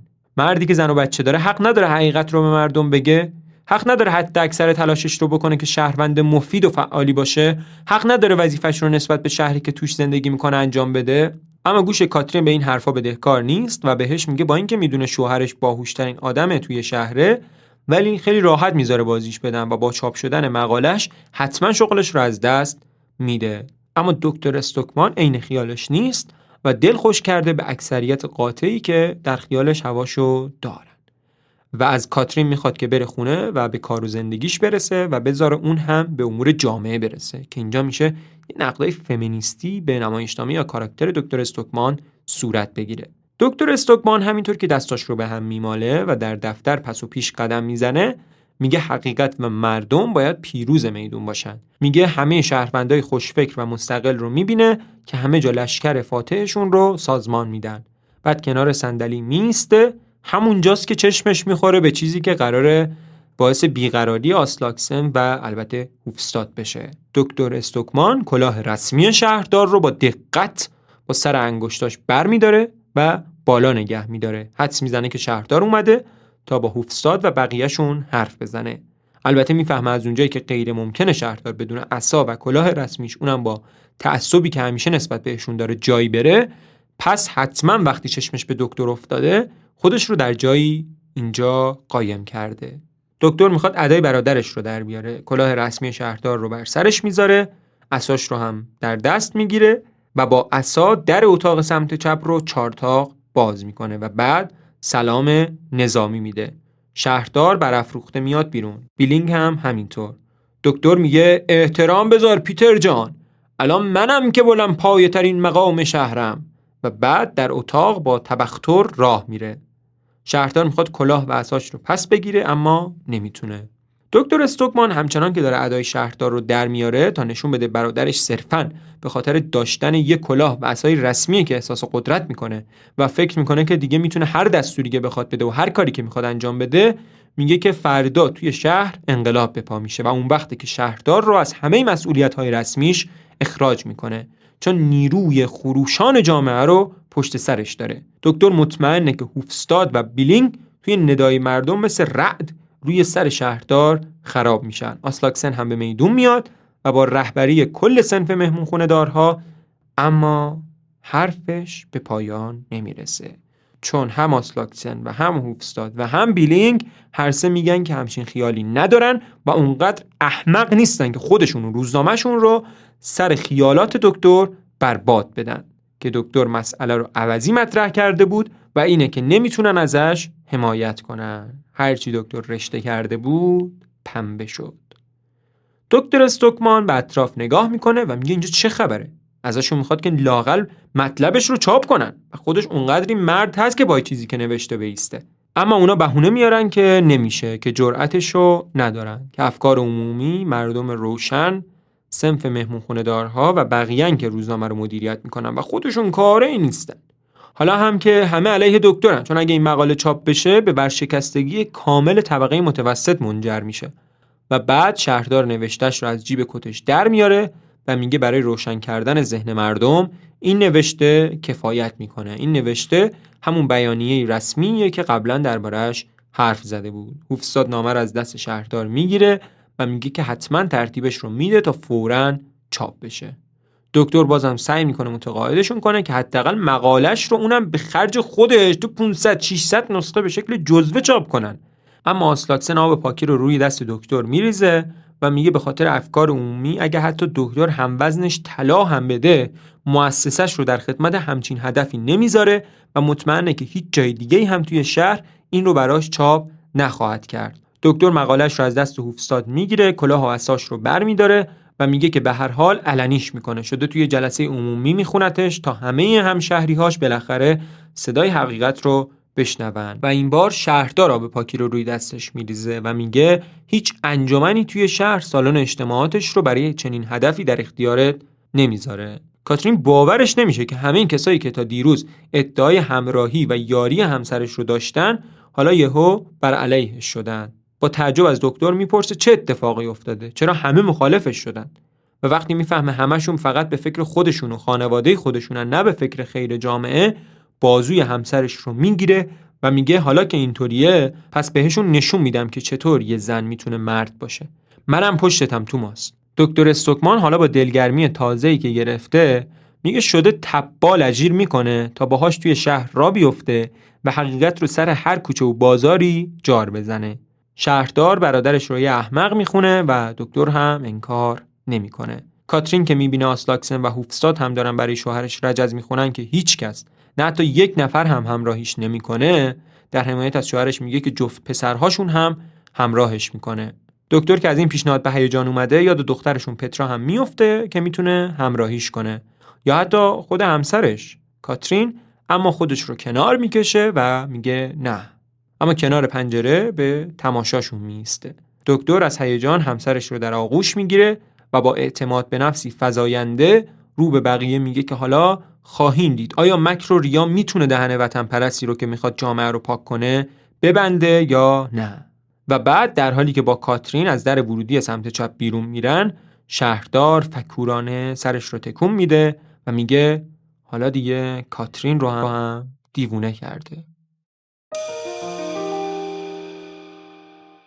صحنه باز هم عوض میشه. این بار اتاق قدیمی بزرگی در خانه ناخدا هورستره که روی صحنه نمایش داده میشه. در دیوار سمت چپ 3 پنجره با فاصله از هم وجود داره. حدوداً وسط دیوار مقابل سکویی هست که روش میز کوچیکی قرار داره با 2 شمع، یه بطری آب و یه زنگ. بقیه اتاق با چراغ‌های دیواری بین پنجره‌ها روشن میشه. شمار زیادی از مردم شهر از طبقات مختلف توی اون اتاق جمع شدند.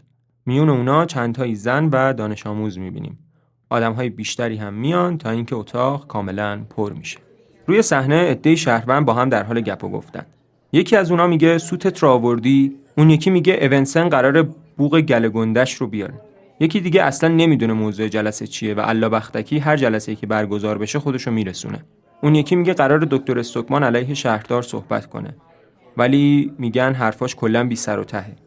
اینو توی ندای مردم خونده. یکی دیگه هم تایید میکنه که آره، این دفعه حرفاش باید دریوری باشه، چون نه مهمونخونه دارها و نه باشگاه شهروندها بهش سالن ندادن. حتی سالن چشمه ها هم بهش ندادن. در یک گروه دیگه بحث سر اینه که طرف کیو بگیرن و قرار گذاشتن هر کاری که آسلاکسن کرد اونا هم همون کارو بکنن. همین موقع بیلینگ با پوشه‌ای زیر بغل برای یادداشت برداری راهش رو از میان جمع باز میکنه و سر میزی در سمت چپ میشینه. ناخدا هورستر خانم استوکمان و پترا رو از در سمت راست به درون اتاق راهنمایی میکنه. الیف و مورتن هم پشت سر اونا وارد اتاق میشن. خانم استوکمان و پترا در حالی که دارن میشینن از ناخدا هورستر به خاطر این حرکت شجاعانه که حاضر شد سالن خونش رو در اختیارشون قرار بده تشکر میکنن. هرچند ناخدا هورستر فکر نمیکنه کارش خیلی هم شجاعانه بوده باشه و اینو یه جور انجام وظیفه میدونه تا لطف. سردبیر هوفستاد و آسلاکسن همزمان با هم از راه میرسن، ولی جداگانه راهشون رو از میون جمعیت باز میکنند. کم کم جنب و جوشی در ته صحنه رخ میده و شهردار به آرامی و با تعظیم‌های مؤدبانه راهش رو از میون جمعیت باز میکنه و کنار دیوار سمت چپ می ایسته. لحظه‌ای بعد دکتر استوکمان از در سمت راست بیرون میاد. کت مجلسی مشکی و شال گردن سفیدی پوشیده. صدای کف زدن‌های پراکنده و مردد توی سالن پخش میشه که با هیس به سکوت دعوت میشه. اتاق در سکوت فرو میره. دکتر استوکمان بعد از اینکه زیر لبی حال همسرش رو میپرسه به ساعتش نگاه میکنه. روی سکو میره و تعظیم میکنه. آماده برای شروع سخنرانیه. مخصوصاً که 15 دقیقه هم از زمان مقرر گذشته. نوشتش رو در میاره که یهو آسلاکسن ایراد میگیره که اول از همه باید رئیس جلسه انتخاب کنند. دکتر استوکمان هرسش میگیره، میگه نیازی به این کار نیست. ولی چند نفر از میون جمعیت فریاد تایید سر میدن. حتی شهردار هم به نفع پیشنهاد آسلاکسن مداخله میکنه و این میشه که دکتر به ناچار موافقت میکنه. نهایتاً به پیشنهاد شهردار و فریاد تایید تک و توکی از حضار، آسلاکسن میشه رئیس جلسه. با این حال بیلینگ که خبرنگار لحظه به لحظه‌ای جلسه است اینطوری می‌نویسه که آقای آسلاکسن با رأی شفاهی و پرشور مردم انتخاب شد. آسلاکسن دوباره نطق‌های همیشگیش رو سر میده که اعتدال و میان روی بهترین فضیلت برازنده یه شهرونده و از دکتر میخواد که اینو مد نظر داشته باشه و در چارچوب اعتدال عمل کنه. فقط فرد مست مجلس که تنها چیزی که از ظاهرش پیداست عدم اعتدالشه به نشانه موافقت میگه به سلامتی انجمن اعتدال نوش. شهردار هم اجازه صحبت میخواد و پیشنهادی مطرح میکنه که باعث برافروخته شدن دکتر استوکمان میشه. شهردار میخواد که به خاطر نگرانی که برای شهر داره برای درج نکردن حرفایی به اصطلاح غیر مستند درباره وضعیت بهداشتی چشمه ها به جاهای دیگه، دکتر هیچ حرفی که به چشمه ها مربوطه رو نگه، چون این کار در اصل و عملاً به معنی تحمیل مخارج غیر ضروری بالغ بر 100,000 کرون بر مردم مالیات بده شهره. صدای همهمه و سوت موافقت حضار شنیده میشه. آسلاکسن زنگ رو به صدا در میاره و همچنان که مردم رو به نظم فرا میخونه از حرفای شهردار حمایت میکنه. آسلاکسن معتقده که پشت این تحریکات دکتر چیز دیگه‌ای باید باشه. یعنی دکتر در ظاهر از چشمه ها حرف میزنه ولی قصدش اینه که انقلابی بپا کنه تا دولت بیفته دست کسای دیگه. و هرچند خودش طرفدار اداره امور توسط مردمه، ولی به شرطی که عواقبش کمر مردم مالیات بده رو نشکنه که در این مورد خاص میشکنه. پس امکان نداره که طرف دکتر استوکمان رو بگیره. حضار کف میزنن. این بار هوفستاده که شروع میکنه به حرف زدن. احتمالاً برای تحریک افکار عمومی. از اراده اکثریتی میگه که مخالف دکتر استوکمانن. از اساسی ترین وظیفه یه سردبیر میگه که همسو بودن با خوانندگانشه. هرچند خود هنریک ایبسن معتقده رسانه باید پیشرو باشه، نه پیرو و همسو با جامعه، و از توافقی نانوشته که بین اون و خواننده ها شکل گرفته تا فعالانه و با جدیت برای آسایش همشهریاش کار کنه. باز هم چند صدای موافقت حضار بلند میشه. هوفستاد ادامه میده که براش خیلی گرون تموم شده که به مردی پشت کنه که بارها نون و نمکش رو خورده، ولی وظیفش رو نسبت به جامعه باید انجام بده تا به اون مرد پشت کنه. و البته برای این کار دلیل دیگه‌ای هم داره و اونم حفظ منافع خانواده دکتره. یادمون هست که هوفستاد به دختر دکتر علاقه‌منده. دکتر میگه برید سر اصل مطلب. آسلاکسن میخواد پیشنهاد شهردار رو به رأی بذاره، همون پیشنهاد که میگه دکتر نباید درباره آلودگی چشم‌ها حرف بزنه، که دکتر میگه لازم نیست چون من اصلا میخوام درباره موضوع کاملا متفاوتی حرف بزنم. مرد مست دم در ورودی پیداش میشه و میگه ما هم که یه مالیات بدهی موجه این مملکتیم، خب ما هم حق داریم نظر بدیم، که دوباره میندازنش بیرون. این مرد مست احتمالاً به نظر ایبسن نماینده‌ایه برای نشون دادن اوضاع و احوال اکثریت جمع. یه جور عدم داشتن آگاهی که جلوتر بیشتر متوجه میشین. دکتر ادامه میده: تا همین 2-3 روز قبل خیلی دوست داشتم ببینم کسی جرأتش رو داره که بخواد صدای من رو خفه کنه یا نه. مثل شیر از مقدس‌ترین حقوقم به عنوان یه انسان دفاع میکردم. ولی حالا دیگه اینا برام علالسویه است، چون که چیزای مهمتری دارم که بگم. مردم گردش حلقه میزنن. مورتنکیل پدر خانم دکتر رو هم میون جمعیت ایستاده میبینیم. دکتر ادامه میده: این چند روز اخیر خیلی فکر کردم و کم کم همه چیز برام روشن شد. برای همینه که امشب اینجا ایستادم. میخوام براتون از یه کشف بزرگ بگم همشهریای من. چیزی که بی نهایت مهمتر از اینه که سیستم آبرسانی ما آلوده است. چند نفر فریاد میکشن بس دیگه، از چشم ها حرف نزنین، گوش نمیدیم. دکتر ادامه میده: گفتم که میخوام از کشف بزرگم براتون بگم. میخوام براتون بگم که کل منابع زندگی معنویمون هم آلوده است و کل ارکان جامعه مدنیمون هم غرق میکروب ریا و دروغه. چندین صدا بلند میشه. آسلاکسن زنگ رو به صدا در میاره و به دکتر تذکر میده که اعتدال رو توی زبونش نگه داره. دکتر ادامه میده و از عشق شدیدش به شهر زادگاهش میگه، از دوران محرومیت و سختی هایی که بعد از ترک اینجا و رفتن به شمال، اونم موقعی که هنوز سنی نداشت، میگه از اینکه بارها و بارها با دیدن مردم بدبخت میون صخره‌ها و کوه‌ها به نظرش رسید که شاید خیلی بهتر بود به جای خودش یه دامپزشک از این آدم‌های مهجور و محروم مراقبت میکرد. زمزمه میون جمعیت شنیده میشه. بیلینگ از تعجب قلمش رو زمین میذاره. هوفستاد حرف دکتر رو اهانت مستقیمی به قشر محترم روستا میدونه، اما دکتر سعی میکنه حرفاش رو پیش ببره. از فراموش نکردن زادگاهش حتی توی اون دهکوره میگه، تا رسیدن به ایده تأسیسات چشمه‌های آب گرم، تا اینکه 2 شب قبل چشم عقلش کاملا باز میشه و چیزی که میبینه حماقت و گندکاری باور نکردنی مسئولانه که در تأسیسات آب گرم مقصرن. از نظر دکتر اونها راه انسان آزاده رو هر جا که برسه سد میکنن و مونده که چطور تازه به ماهیت این آقایون پی برده، چون یه نمونهشون همین برادرش پیتر 24 ساعته جلوی چشماش بوده. صدای خنده، همهمه و سوت میپیچه. خانم دکتر استوکمان برای جلب توجه شوهرش سرفه میکنه تا مراقب حرفاش باشه. آسلاکسن زنگ رو شدیداً به صدا در میاره. مرد مست به دل جمع بر میگرده که البته خیلی زود دوباره بیرونش میندازن. میگن مرد مست مال این شهر نیست و احتمالاً دلال الوار یا از عمله های راهه. آسلاکسن میگه اون مرد زیاده روی کرده، یعنی زیادی مشروب خورده و از دکتر میخواد که مثل اون مرد مست زیاده روی نکنه. منظورش توی حرفاشه. بعد از تذکر آسلاکسن دکتر استوکمان حرفاش رو ادامه میده و میگه خب همشهریای من، دیگه بیشتر از این درباره رهبرانمون نمیگم. اگر کسی فکر میکنه با این چیزایی که اینجا گفتم میخوام امشب این آقایون رو سربنیست کنم، سخت در اشتباهه. این عتیقه ها دارن به دست خودشون گور خودشون رو میکنن و نیازی به کمک من ندارن. اصلا این جماعت نیستن که جدی ترین خطر برای جامعه محسوب میشن.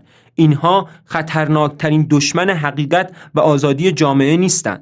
مردم از هر طرف با کنجکاوی زیاد فریاد میکشن پس کیان؟ اونا کیان؟ اسمشون چیه؟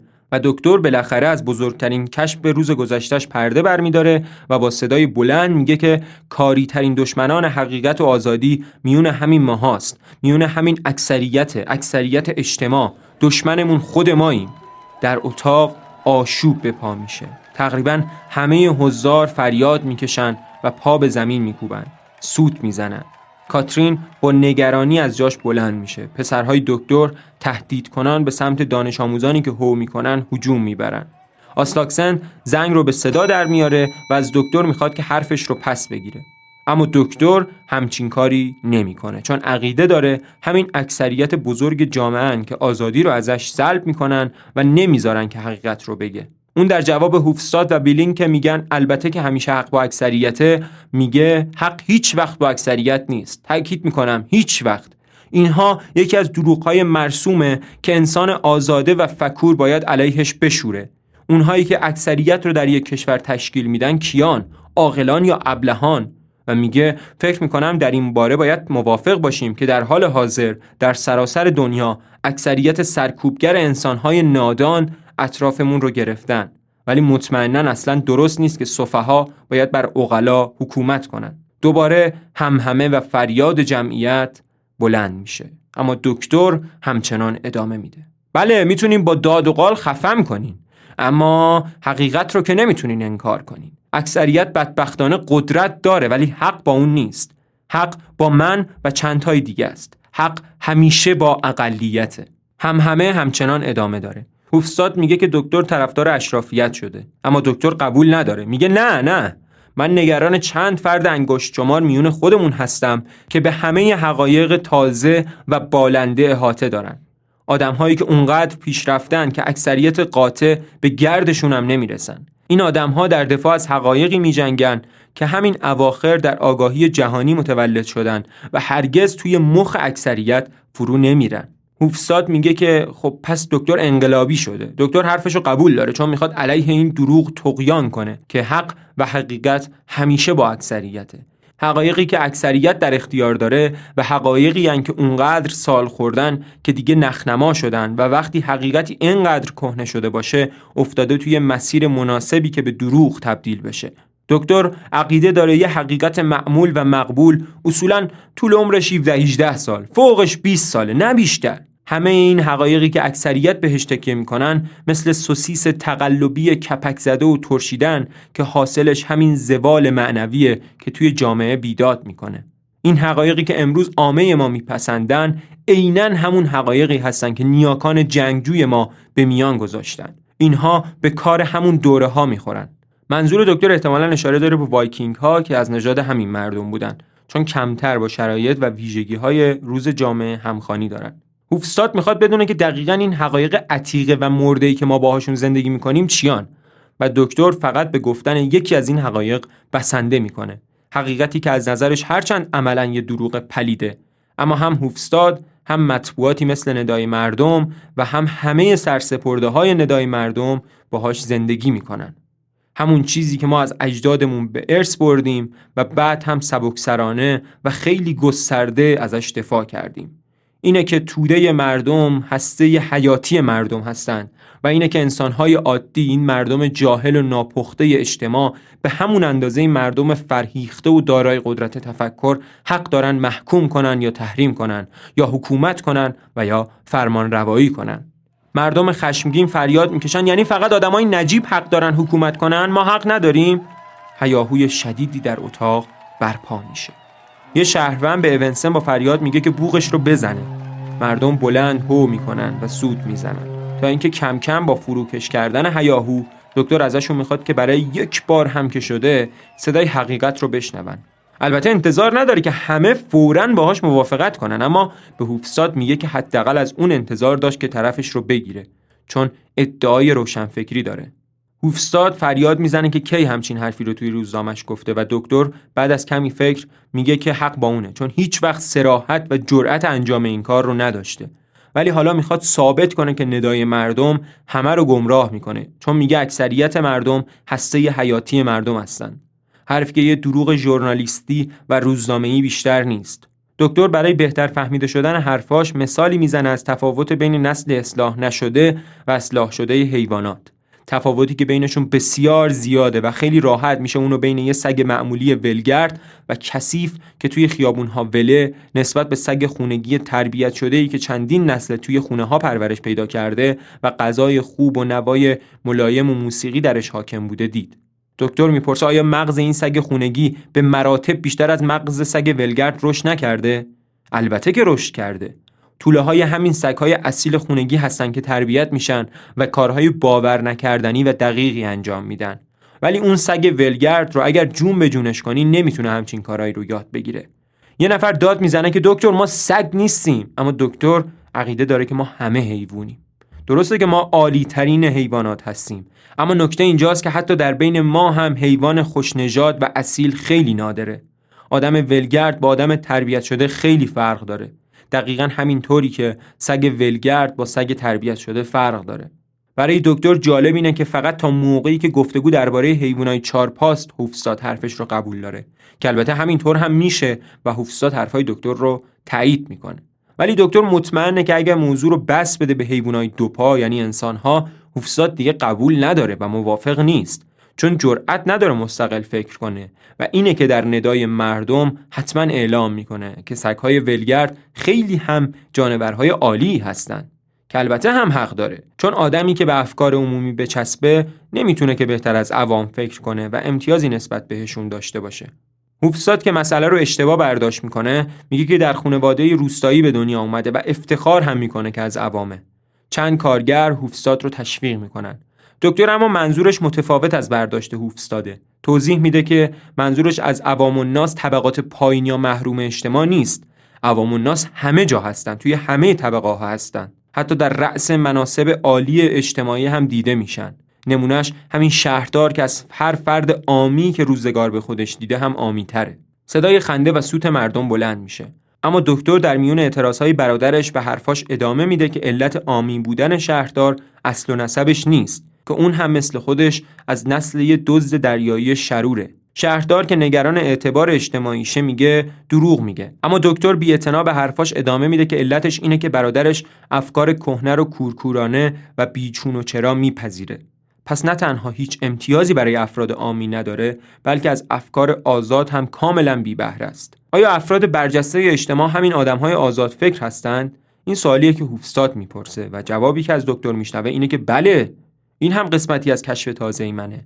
و این رو هم بشنوید که افکار باز و آزاد ملازم اخلاق پسندیده است. اصلا هر دو یکی‌اند. برای همینه که میگم رفتار ندای مردم نابخشودنیه، که هر روز خدا به این باور غلط دامن میزنه که اکثریت مردم پاسدار اخلاقیاتن و فساد و شرارت و آلودگی معنوی از فرهنگ و آموزش نشأت میگیره. درست مثل اون آلودگی که از اون کارگاه دباغی اون بالا توی ملدال، همون دباغخونه پدر همسر دکتر، سرازیر میشه سمت چشمه ها. خوشبختانه این نظریه که فرهنگ مایه فساد اخلاقه دروغ کهنه‌ایه که پدرانمون معتقد بودن و برای ما به ارث گذاشتن. نه، جهل و فقر و شرایط نامساعد زندگانیه که در این دنیا کار شیطان رو انجام میده. توی خونه‌های اکثر ما هوای تمیز یا همون افکار نو، فرهنگ و دانش به قدر کافی وجود نداره. مردم ظرف مدت 2 یا 3 سال قدرت فکریشون رو از دست میدن و اون وقت از اخلاق دور و منحرف میشن. فقدان اکسیژن وجدان رو هم ضعیف میکنه. برای همینه که اکثریت تام شهر ما با وجدان بیگانه شدن، که اگر اینطور نبود آبادانی و رفاه شهر خودشون رو به قیمت دروغ و فریب تامین نمی‌کردن و منکر آلودگی آب چشمه ها نمی شدن تا بلکه خودشون ضرر نکنن. آسلاکسن به حرف میاد، صدای مردم بلند میشه، آنچنان خشمگین که معلوم دهن دکتر رو هر طور شده ببندن. دکتر با دیدن این وضعیت اختیار خودش رو از دست میده و میگه میخواد بره تا توی خیابونا حقیقت رو جار بزنه، توی روزنامه‌های شهرهای دیگه بنویسه تا همه کشور بدونن اینجا چه خبره. میگه شهر زادگاهش اونقدر براش عزیزه که ترجیح میده خرابش کنه، ولی نبینه که در سایه دروغ و رذالته که داره آباد میشه. تمام کسانی که دارن با دروغ معیشت میکنن باید مثل حشرات موذی نابود بشن. میگه شما اوضاع رو چنان وخیم میکنید که تمام کشور مستحق خرابی خواهند شد. اگر کار دروغ و فساد رو به اونجا بکشونید، من از صمیم قلب فریاد میکنم. بهتره که تمام کشور نابود بشه. بهتره که تمام مردم شهر نابود بشن. بیلینگ، هوفستاد و آسلاکسن و صداهای برآشفته از جمعیت با شنیدن این حرفا از دهن دکتر همگی به این باور رسیدن که دکتر استوکمان دشمن قسم خورده مردمه. این باور اشتباه. آسلاکسن پیشنهاد میده رأی بگیرن تا ببینن آیا همه موافقن که دکتر دشمن مردمه یا نه، و برای اینکه ملاحظات شخصی پیش نیاد رأی‌ها کتبی و بدون اسم باشه. کاغذی به 2 رنگ آبی و سفید پیدا میکنن و قرار میذارن که کاغذ سفید یعنی بله و آبی یعنی نه، و شروع میکنن به برش دادن کاغذها و تقسیمشون میونه جمعیت. شهردار از اونجا میره. بین بیلینگ و چند تا نجیب زاده بحث بر سر دکتره. میخوام بدونن که دکتر مشروب میخوره یا اخیراً اتفاقاتی افتاده که باعث بشه بزنه به سرش یا نه. و با جوابی که بیلینگ میده نتیجه میگیرن که دکتر نه تنها مشروب میخوره، بلکه به خاطر اضافه حقوقی که خواسته اما بهش ندادن یه همچین سخنرانی پرشوری رو راه انداخته. مرد مست دوباره سر و کلش پیدا میشه و اعلام میکنه که بهش کاغذ بدن، یه سفید و یه آبی هم محض اعتیاد. کیل پدر کاتری میاد سراغش و درباره دباخونه‌های مولدال که دکتر میون سخنرانیش بهشون اشاره کرده بود حرف میزنه. و وقتی میفهمه که دکتر درباره اونا و مخصوصا دباخونه خود کیل که اتفاقا منشأ آلودگی آبه توی روزنامه‌ها بنویسه، تهدید میکنه که براش گرون تموم میشه. مرد تنومندی به اسم ویک هم پیش ناخدا هورستر میاد و از حرفاش معلومه که صاحب کشتیه و میخواد ناخدا رو به خاطر در اختیار قرار دادن خونش برای سخنرانی احتمالاً اخراج کنه. آسلاکسن با ورقه‌های رأیی که جمع کرده و توی کلاه ریخته پشت میز سخنرانی میره و نتیجه رو اعلام میکنه. تمام حضار به استثنای یه نفر که بعد متوجه میشیم همون مست است، دکتر رو دشمن مردم تشخیص دادن. همه کف میزنن و هورا میکشن. دکتر با دیدن این وضع از ناخدا هورستر میپرسه آیا توی کشتیشون جایی براشون داره یا نه و ازش میخواد که برای رفتن به آمریکا بهشون کمک کنه. کاترین از شوهرش میخواد که برای حفاظت از خودشون از درهای پشتی برن، اما دکتر قبول نمیکنه و با صدای بلندتر رو به جمعیت میگه شما از این دشمن مردم قبل از اینکه خاک این ماجرا رو از پاش بتکونه باز هم خواهید شنید. که این حرف اشاره به یک از سخنانی داره که عیسی مسیح خطاب به حواریونش میگه. دکتر ادامه میده که من مثل اون انسان اونقدر بخشنده نیستم که بگم خداوندا اینها را بیامرز، زیرا که نمیدانن چه میکنن. آسلاکسن به فریاد این حرف دکتر رو مقایسه‌ای کفرآمیز میدونه و بیلینگ که اگر یادمون باشه توی پرده اول قبلا در خونه دکتر خودش رو کافر معرفی کرده بود، میگه که شنیدن همچین حرفایی برای آدم مؤمنی مثل اون خیلی سنگینه. در میان هیجان و فریادهای وحشیانه چند نفر بقیه رو تحریک میکنن که برن در و پیکر خونه دکتر رو خرد کنن. صدای بوق و سوت کرکننده هر لحظه بیشتر و بیشتر میشه. دکتر با خانواده‌اش در حالی که هورستر راه رو براشون باز میکنه به سمت در میرن. همه در پی خانواده دکتر استوکمان فریاد میزنن دشمن مردم، دشمن مردم و به سمت در هجوم میبرن. بیلینگ اظهار میکنه که لعنت بهش اگه دیگه به خونه دکتر بره و باهاش شراب بنوشه. هیاهو در خیابونها هم ادامه پیدا میکنه. فریاد دشمن مردم، دشمن مردم یک لحظه هم قطع نمیشه. صبح از راه میرسه. در اتاق کار دکتر قفسه کتاب و گنجه برای انواع داروهای پزشکی دیوار رو پوشونده. 2 پنجره در سمت راست هستند با شیشه‌های شکسته. وسط اتاق میز کار دکتر انباشته از کاغذ و کتاب و همینطور سنگه. اتاق در هم ریخته است. دکتر استوکمان با لباس خونه خم شده تا با چتر چیزی رو از زیر یکی از گنجه ها در بیاره و بعد از چند لحظه قطعه سنگی رو بیرون میکشه و در کنار باقی سنگ ها روی میز میذاره و دوباره مشغول کاوش میشه. دکتر تصمیم داره سنگ ها رو به عنوان یادگاری هایی مقدس برای پسرهاش الیف و مورتن به ارث بذاره تا اونا هر روز این سنگ ها رو ببینن.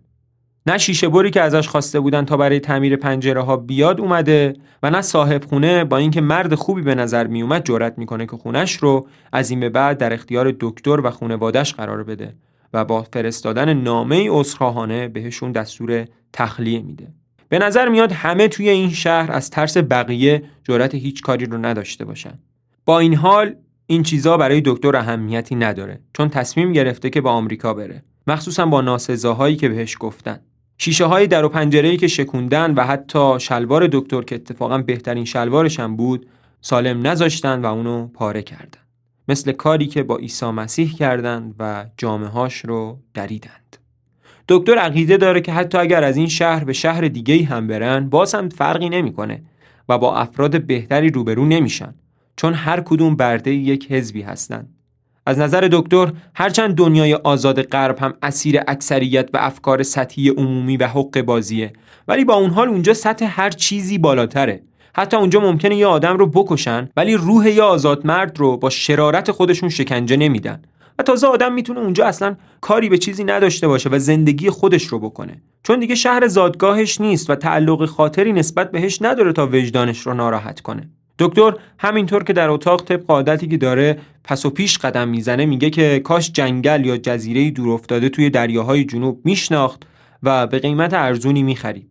با تموم این حرفا اما کاترین زیاد موافق رفتن نیست و بیشتر نگران پسرهاشه. دکتر اما معتقده که پسرهاش اصلاً نباید توی همچین جامعه‌ای تربیت بشن. کم کم سر و کله پترا پیدا میشه. کاترین متعجبه که چرا پترا به این زودی به خونه برگشته، تا اینکه پترا میگه که قبل از اینکه اخراجش کنن استعفا داده و توضیح میده که خانم باسک مدیر مدرسه دست کم 3 نامه بهش نشون داده که صبح بی امضا دستش رسیده بودن. خانم باسک گفته بود که 2 تاشون از طرف مردی بوده که خیلی به خونشون می اومده و معتقده که پترا افکار بیش از حد افراطی داره. پترا میگه که با اینکه خانم باسک وقتی باهاش به تنهایی حرف میزنه افکار خیلی روشنی داره، ولی حالا که این چیزا رو در مورد پترا شنیده که جرئت نداره که به عنوان معلم نگهش داره. دکتر استوکمان که حدس میزنه که نامه‌ها از طرف کیا بودن، از اینکه جواب مهمون نوازی هاشون رو به این شکل دادن بیشتر از قبل برای رفتن مصمم میشه. همین موقع صدایی میاد و وقتی در رو باز میکنن هورستر رو میبینن که دم در ایستاده. دکتر با هیجان سنگ‌هایی که جمع کرده رو به ناخدا نشون میده. دکتر با هرس میگه که فقط 1-2 تا از سنگ‌ها درست حسابی بودن و بقیه‌شون بیشتر شبیه شم بودن تا سنگ. براش میگه که مردم بیرون ایستاده بودن و براش خط و نشون میکشیدن که پدرش رو در میارن، اما کو مرد عمل؟ در این شهر مرد عمل پیدا نمیشه. هورستر معتقده که مردم حتما نظرشون برمیگرده. دکتر میگه شاید، اما مطمئناً وقتی که توی لجن دست و پا بزنن و به غلط کردن بیفتن که یه وطن پرست رو تبعید کردن. وقتی دکتر و خانواده‌اش میفهمن که ناخدا هورستر به خاطر اونها اخراج شده، اونم از طرف مردی که تاجر و ثروتمنده و از هر جهت مستقل، دکتر زیاد تعجب نمیکنه. با این حال هورستر معتقده که ویک آدم منصفیه و اگر جرأتش رو داشت و از مسئولان بالادستی نمیترسید، از موندنش استقبال میکرد و زیاد از دستش ناراحت نیست. حتی از کارهایی که برای خانواده دکتر کرده اصلا پشیمون نیست و حالا هم که اخراج شده شاید بتونه توی شرکتی بیرون از شهر یک کار پیدا کنه. الان هم اومده که تا بهشون بگه برای رفتنشون به آمریکا برنامه‌ای توی فکرش داره. اما همین موقع است که صدای در بلند میشه. کسی که از در حال وارد میشه شهرداره. طبق معمول بقیه به اتاق نشیمن میرن تا 2 برادر بتونن با هم تنها صحبت کنن. شهردار بعد از اینکه به خاطر ماجرای دیشب اظهار تأسف میکنه که نتونسته جلوی افراطکاری مردم رو بگیره، نامه بزرگی رو در میاره و روی میز میذاره. نامه حکم اخراج دکتر از طرف هیئت چشمه هاست و میگه که به خاطر مردم جرأت نکردن کاری جز اخراج دکتر کنند. جرأت نداشتن، جمله‌ای که امروز دکتر چند بار شنیده. شهردار اضافه میکنه که انجمن مهمونخونه‌دارها دارن توماری رو خونه به خونه میگردونن که در اون از همه شهروندای مسئول خواستن که دکتر رو به خدمت نگیرن. شهردار مطمئنه که حتی 1 نفر از سرپرست خانواده ها هم جرئت نمیکنه که بزنه زیر امضای خودش و به دکتر نصیحت میکنه که با این اوضاع که پیش اومده بهتره که برای مدت 6 ماه از اینجا بره و بعد اگر دید که میتونه به اشتباهاتش اعتراف کنه بیاد و اظهار ندامت کنه. اون وقت ممکنه که بتونه برگرده سر کارش.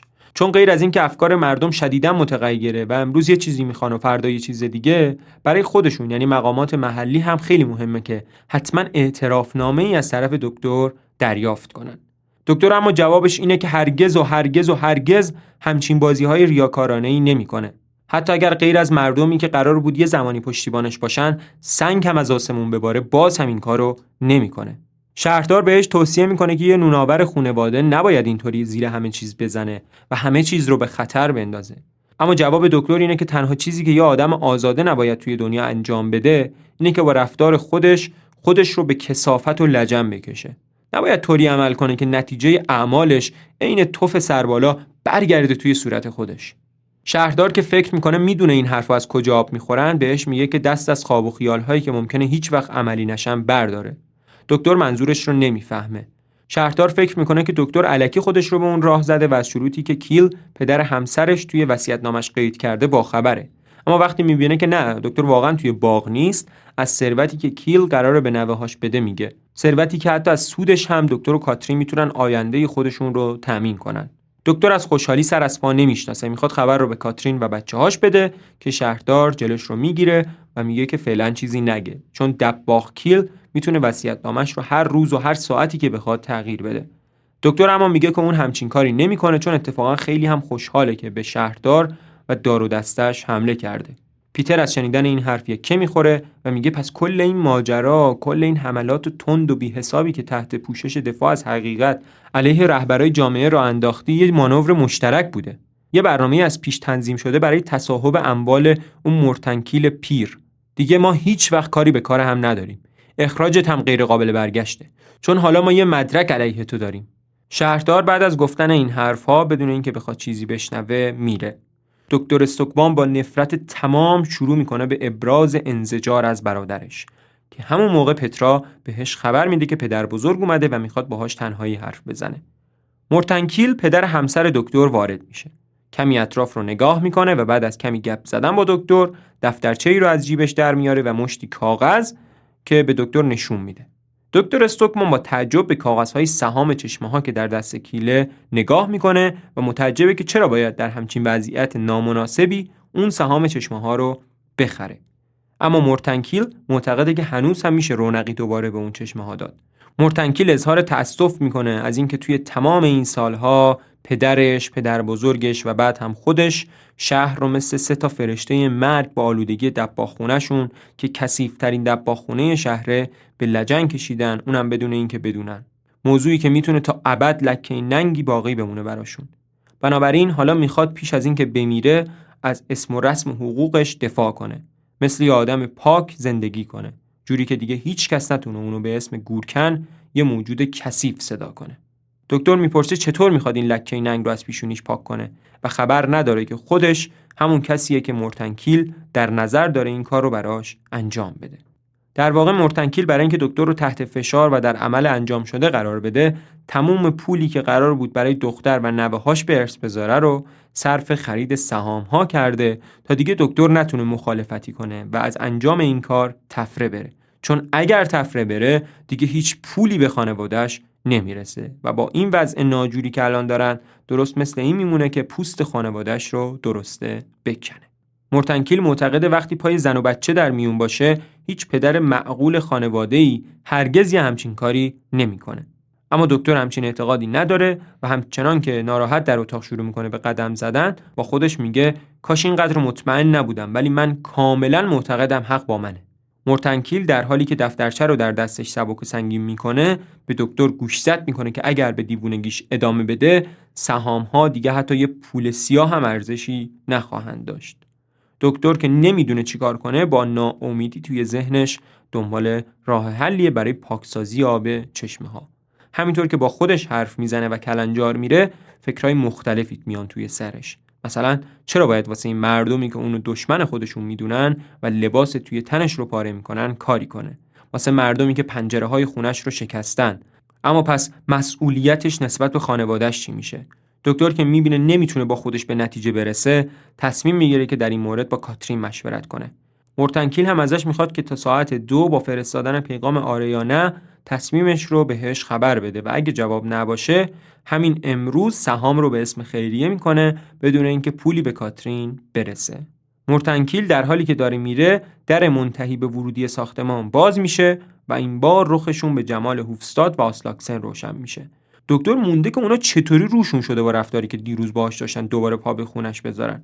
اونا هم طبیعتاً همون بهانه‌ای رو میارن که دیگه گوشمون ازش پر شده، که دیروز جرأت رفتار دیگه‌ای رو نداشتن و میخوان بدونن چرا دکتر قبلا سر نخی از هدف و قصدی که داره بهشون نداده بود و چرا کس دیگه‌ای غیر از پدر همسرش رو نفرستاده دنبال خریدن سهام چشمه‌ها. کسی که اینقدر بهش نزدیک نباشه تا اینطوری اسم دکتر سر زبون‌ها نیفته. دکتر که مات و مبهوت حرفاشون مونده کم کم متوجه قضیه میشه و بعد ازشون میخواد که زودتر قصد و غرضشون رو از زدن این حرفا بگن. آساکسن هم بی هیچ خجالتی میگه که حالا که میدونن ماجرای پشت پرده چیه و قضیه از کجا آب میخوره میتونن ندای مردم رو در اختیار دکتر استوکمان قرار بدن و حتی حاضرن خطرش رو به جون بخرن و سوار امواج طوفان افکار عمومی بشن. البته از نیت واقعی دکتر باخبرن و میدونن که فقط به خاطر دلایل علمیه که اون میخواد صاحب اختیار حمام ها بشه و نه هیچ چیز دیگه‌ای. دکتر استوکمان هم سعی میکنه باهاشون همراهی کنه و در ادامه صحبت‌هاشون اضافه میکنه که دقیقاً به خاطر همین دلایل علمیه که گورکن پیر رو ترغیب کرده تا برای خریدن سهام‌ها باهاش هم دست بشه. اون وقت کافیه تا فقط کمی با مجاری آب شهر ور برن، کمی هم زمین‌های ساحلی رو بکنن تا اینطور به نظر مردم برسه که آلودگی آب رو رفع کردن. این کارا هم که خرج خیلی زیادی بر نمیدارن و در نتیجه همه چیز همون طوری میشه که خودشون میخوان و دنیا به کامشون شیرین میشه. هوفستاد و آسلاکسن هم که دقیقاً همین منظور رو داشتن، هر دو حرفای دکتر رو تایید میکنن. البته با این شرط که روزنامه ندای مردم هم پشتش باشه، چون در یک جامعه آزاد مطبوعات یعنی قدرت و البته که قدرت افکار عمومی رو هم نباید فراموش کرد. بنابراین آسلاکسن قول میده تا نظر افکار عمومی رو هم از طریق صنف مسافرخونه‌دارها و انجمن اعتدال به نفع دکتر جلب کنه. البته همه اینها در عوض انجام کاریه، همون چیزی که دکتر هم میخواد ازش سر در بیاره. اینه که میپرسه تمام این کارا در عوض چیه؟ هوفستاد طبق روال معمول با مقدمه چینی توضیح میده که خیلی هم خوشحال میشن که بدون چشم داشته مالی از دکتر حمایت کنن، ولی امان از وضع متزلزل ندای مردم که اونطوری که باید رو به راه نیست و رو به ورشکست شدنه و خیلی بد میشه که کارش به تعطیلی بکشه. اونم الان که قراره در صحنه سیاست کلان کار بشه.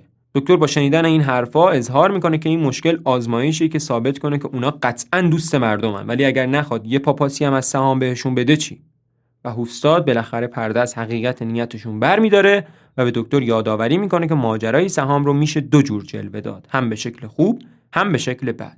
یعنی اگر دکتر روزنامه رو از ورشکستگی نجات نده، اونا هم قضیه رو منفی جلوه میدن. البته با این استدلال که این جزئی از قانون طبیعته که هر حیوانی باید برای بقای خودش تلاش کنه و غذاش رو حالا از هر جایی که میشه تامین کنه.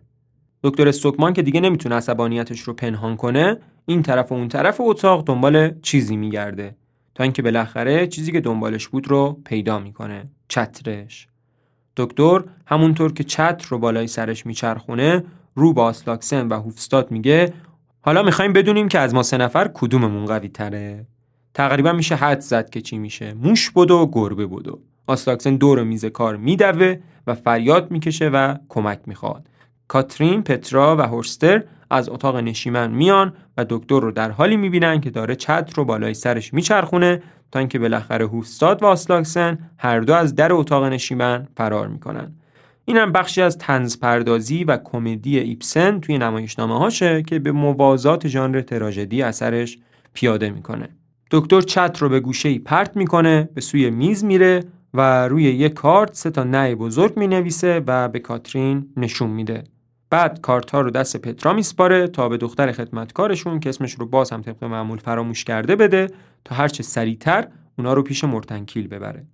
دکتر میگه امروز با همه شاگردهای شیطون دیدن کرده. حالا دیگه وقتشه که قلمش رو علیهشون تیز کنه تا خنجری بشه براشون. کاترین میگه مگه قرار نبود بریم؟ اما دکتر نظرش عوض شده. حالا که ترس و بزدلی مردم شهر رو از نزدیک دیده و البته شاهد سیاهکاری‌های اقلیت اصیل اما غیر روشنفکر جامعه بوده، میگه که نه، میخواد بمونه. میگه اینجا میدون جنگمونه. همینجا جنگ رو شروع کردیم، همینجا هم پیروز میشیم. ناخدا هورستر وقتی میفهمه دکتر میخواد دنبال سرپناه بگرده، پیشنهاد میده که توی خونش بمونن که هم اتاق زیاد داره و همین که خودش به ندرت اینجاست و غالباً در سفره. دکتر با شنیدن این پیشنهاد ناخدا هورستر حالا خیالش از بابت این قضیه راحت شده. صمیمانه دستش رو میفشاره. میگه که قصد داره از همین امروز کارش رو خیلی جدی شروع کنه. مخصوصا حالا که از کار بیکارش کردن و حق طبابت رو هم میخوان ازش بگیرن. حالا دیگه کلی وقت داره برای انجام این کار. دکتر میخواد سراغ فقرایی بره که آه در بساط ندارن، چون اونا بیشتر از هر کسی بهش نیاز دارن. دکتر به درد اونها میرسه و اونها هم در عوض به حرفای دکتر گوش میدن و اینطوری میتونه وقت و بی وقت براشون موعظه کنه، مثل اون انسان که منظورش عیسی مسیحه. میگه میخواد توی گوش مردم فرو کنه که لیبرال ها بزرگترین دشمنان آزادی هن. میخواد نشون بده که برنامه‌های حزبی حقایق تازه و نوظهور رو لگدمال میکنند و اثبات کنه که مراعات مصالح شخصی، اخلاق و عدالت رو معکوس میکنه. میخواد روشن کنه که زندگی ما به خاطر این جور چیزا قیافه زشتی به خودش میگیره. دکتر از ناخدا هورستر نظرش رو میپرسه، اینکه آیا میتونه مردم رو متوجه همین حرفایی که الان گفت بکنه یا نه. چیزی که در ناخدا هورستر جالبه اینه که بیخود و بی جهت در مورد مسئله‌ای که اطلاعات کافی نداره اظهار نظر نمیکنه. اینه که در جواب دکتر بی هیچ خجالتی میگه که شاید بتونه از پسش بر بیاد، شایدم نتونه، چون خودش چندان در این امور وارد نیست. بنابراین دکتر نقشش رو براشون میگه. شیوه دکتر اینه که رهبران احزاب باید نابود بشن، چون از نظرش رهبر حزب مثل یک گرگ حریصه که هر ساله عده‌ای از حیوانات کوچیک رو برای بقای خودش شکار میکنه، مثل هوفستاد و آسلاکسن. بعضی از مردم تومشون میشن و بعضی هم طوری مفلوج و ناقص میشن که دیگه به هیچ دردی نمیخورن، جز اینکه جزو اتحادیه مسافرخونه دارها و مهمونخونه دارها بشن یا مشترک روزنامه ندای مردم. البته کاری که خود دکتر استوکمان میخواد انجام بده جدا از رهبری کردن نیست. پس با توجه به حرفاش از اول نمایشنامه تا حالا شاید بشه اینطوری نتیجه گرفت که رهبری به شیوه گذشتن از منافع شخصی یا حتی فدا کردن منافع شخصی و استفاده قدرت توسط کسی که دانش و آگاهی بروز و همینطور فرهنگ بالایی داره مشکلی نداره و اتفاقا کار درستیه. دکتر استوکمان با تموم شدن حرفاش لبه میز میشینه و از کاترین هم میخواد که ببینه امروز آفتاب بهار با چه نیرویی میدرخشه. کاترین اما نگرانه و میگه کاش میشد فقط با همین آفتاب و هوای بهاری هم زندگی کرد. دکتر همونطور که انتظارش میرفت میگه شما میتونید با کمی قناعت، با کمی صرفه‌جویی به زندگی ادامه بدین. این زیاد رنجاور نیست. چیزی که برای من خیلی رنجاوره اینه که من کسی رو نمیشناسم که به اندازه کافی شجاع و آزاد باشه و بعد از من دنباله مبارزه رو بگیره. اینجاست که ایلیف و مورتن پسرای کاترین و دکتر از اتاق نشیمن داخل میشن. همه تعجب میکنن که چرا اونا به این زودی از مدرسه برگشتن. ظاهرا بچه‌های مدرسه زمان زنگ تفریح که میشه شروع میکنن با دعوا کردن باهاشون و مدیر مدرسه بهشون پیشنهاد میده که بهتره چند روزی رو در خونه بمونن تا بلکه آب از آسیا بیفته. دکتر بشکنی میزنه و از میز پایین میپره. با خوشحالی به بچه‌هاش میگه که دیگه پا توی اون مدرسه نذارن. پسرها هم از خدا خواسته با خوشحالی هورا میکشن. دکتر بهشون میگه که میخواد از این به بعد خودش با کمک پترا بهشون آموزش بده تا بتونه ازشون انسانهای آزاده و شریفی بسازه. کلاس درسشون هم میشه همون اتاق جلسه‌ای که مردم بهش تهمت دشمن بودن زدن. منتها باید چند تای دیگه هم شاگرد داشته باشن، حداقل 12 تا پسر. این حرف دکتر ما رو باز هم یاد عیسی مسیح و این بار 12 یار حواریونش میندازه. از پسرهاش میپرسه که آیا بچهای ولگردی رو سراغ دارن تا ببینه آیا میتونه از بینشون مغزهای استثنایی پیدا کنه یا نه. مورتن میگه که یه عالمه از این بچه‌ها میشناسه، اما میخواد بدونه وقتی همشون آدم‌های آزاده و شریفی شدن بعد باید چی کار کنن. دکتر هم میگه که ازشون میخواد تا همه گورک‌ها رو از این آب و خاک بیرون کنن و از این کشور دور بشن، برن سمت غرب. ایلیف پسر بزرگتر مردد به نظر میرسه، ولی مورتن با خوشحالی به هوا میپره و هورا میکشه. دکتر اعتقاد داره که دیگه قوی ترین مرد این شهره و حتی فراتر از اون قوی ترین مرد این دنیاست. کاترین و مورتن تعجبشون رو ابراز میکنن. دکتر صداش رو پایین میاره، افراد خونه رو گرد خودش جمع میکنه تا محرمانه براشون حرفی بزنه. حرفی درباره یک کشف بزرگ دوباره که تازه بهش رسیدن. میگه میدونین واقعیتش اینه که قوی ترین آدم توی دنیا اونیه که از همه تنها تره. کاترین سرش رو با لبخند تکون میده و پترا دستان پدر رو با اعتماد میگیره.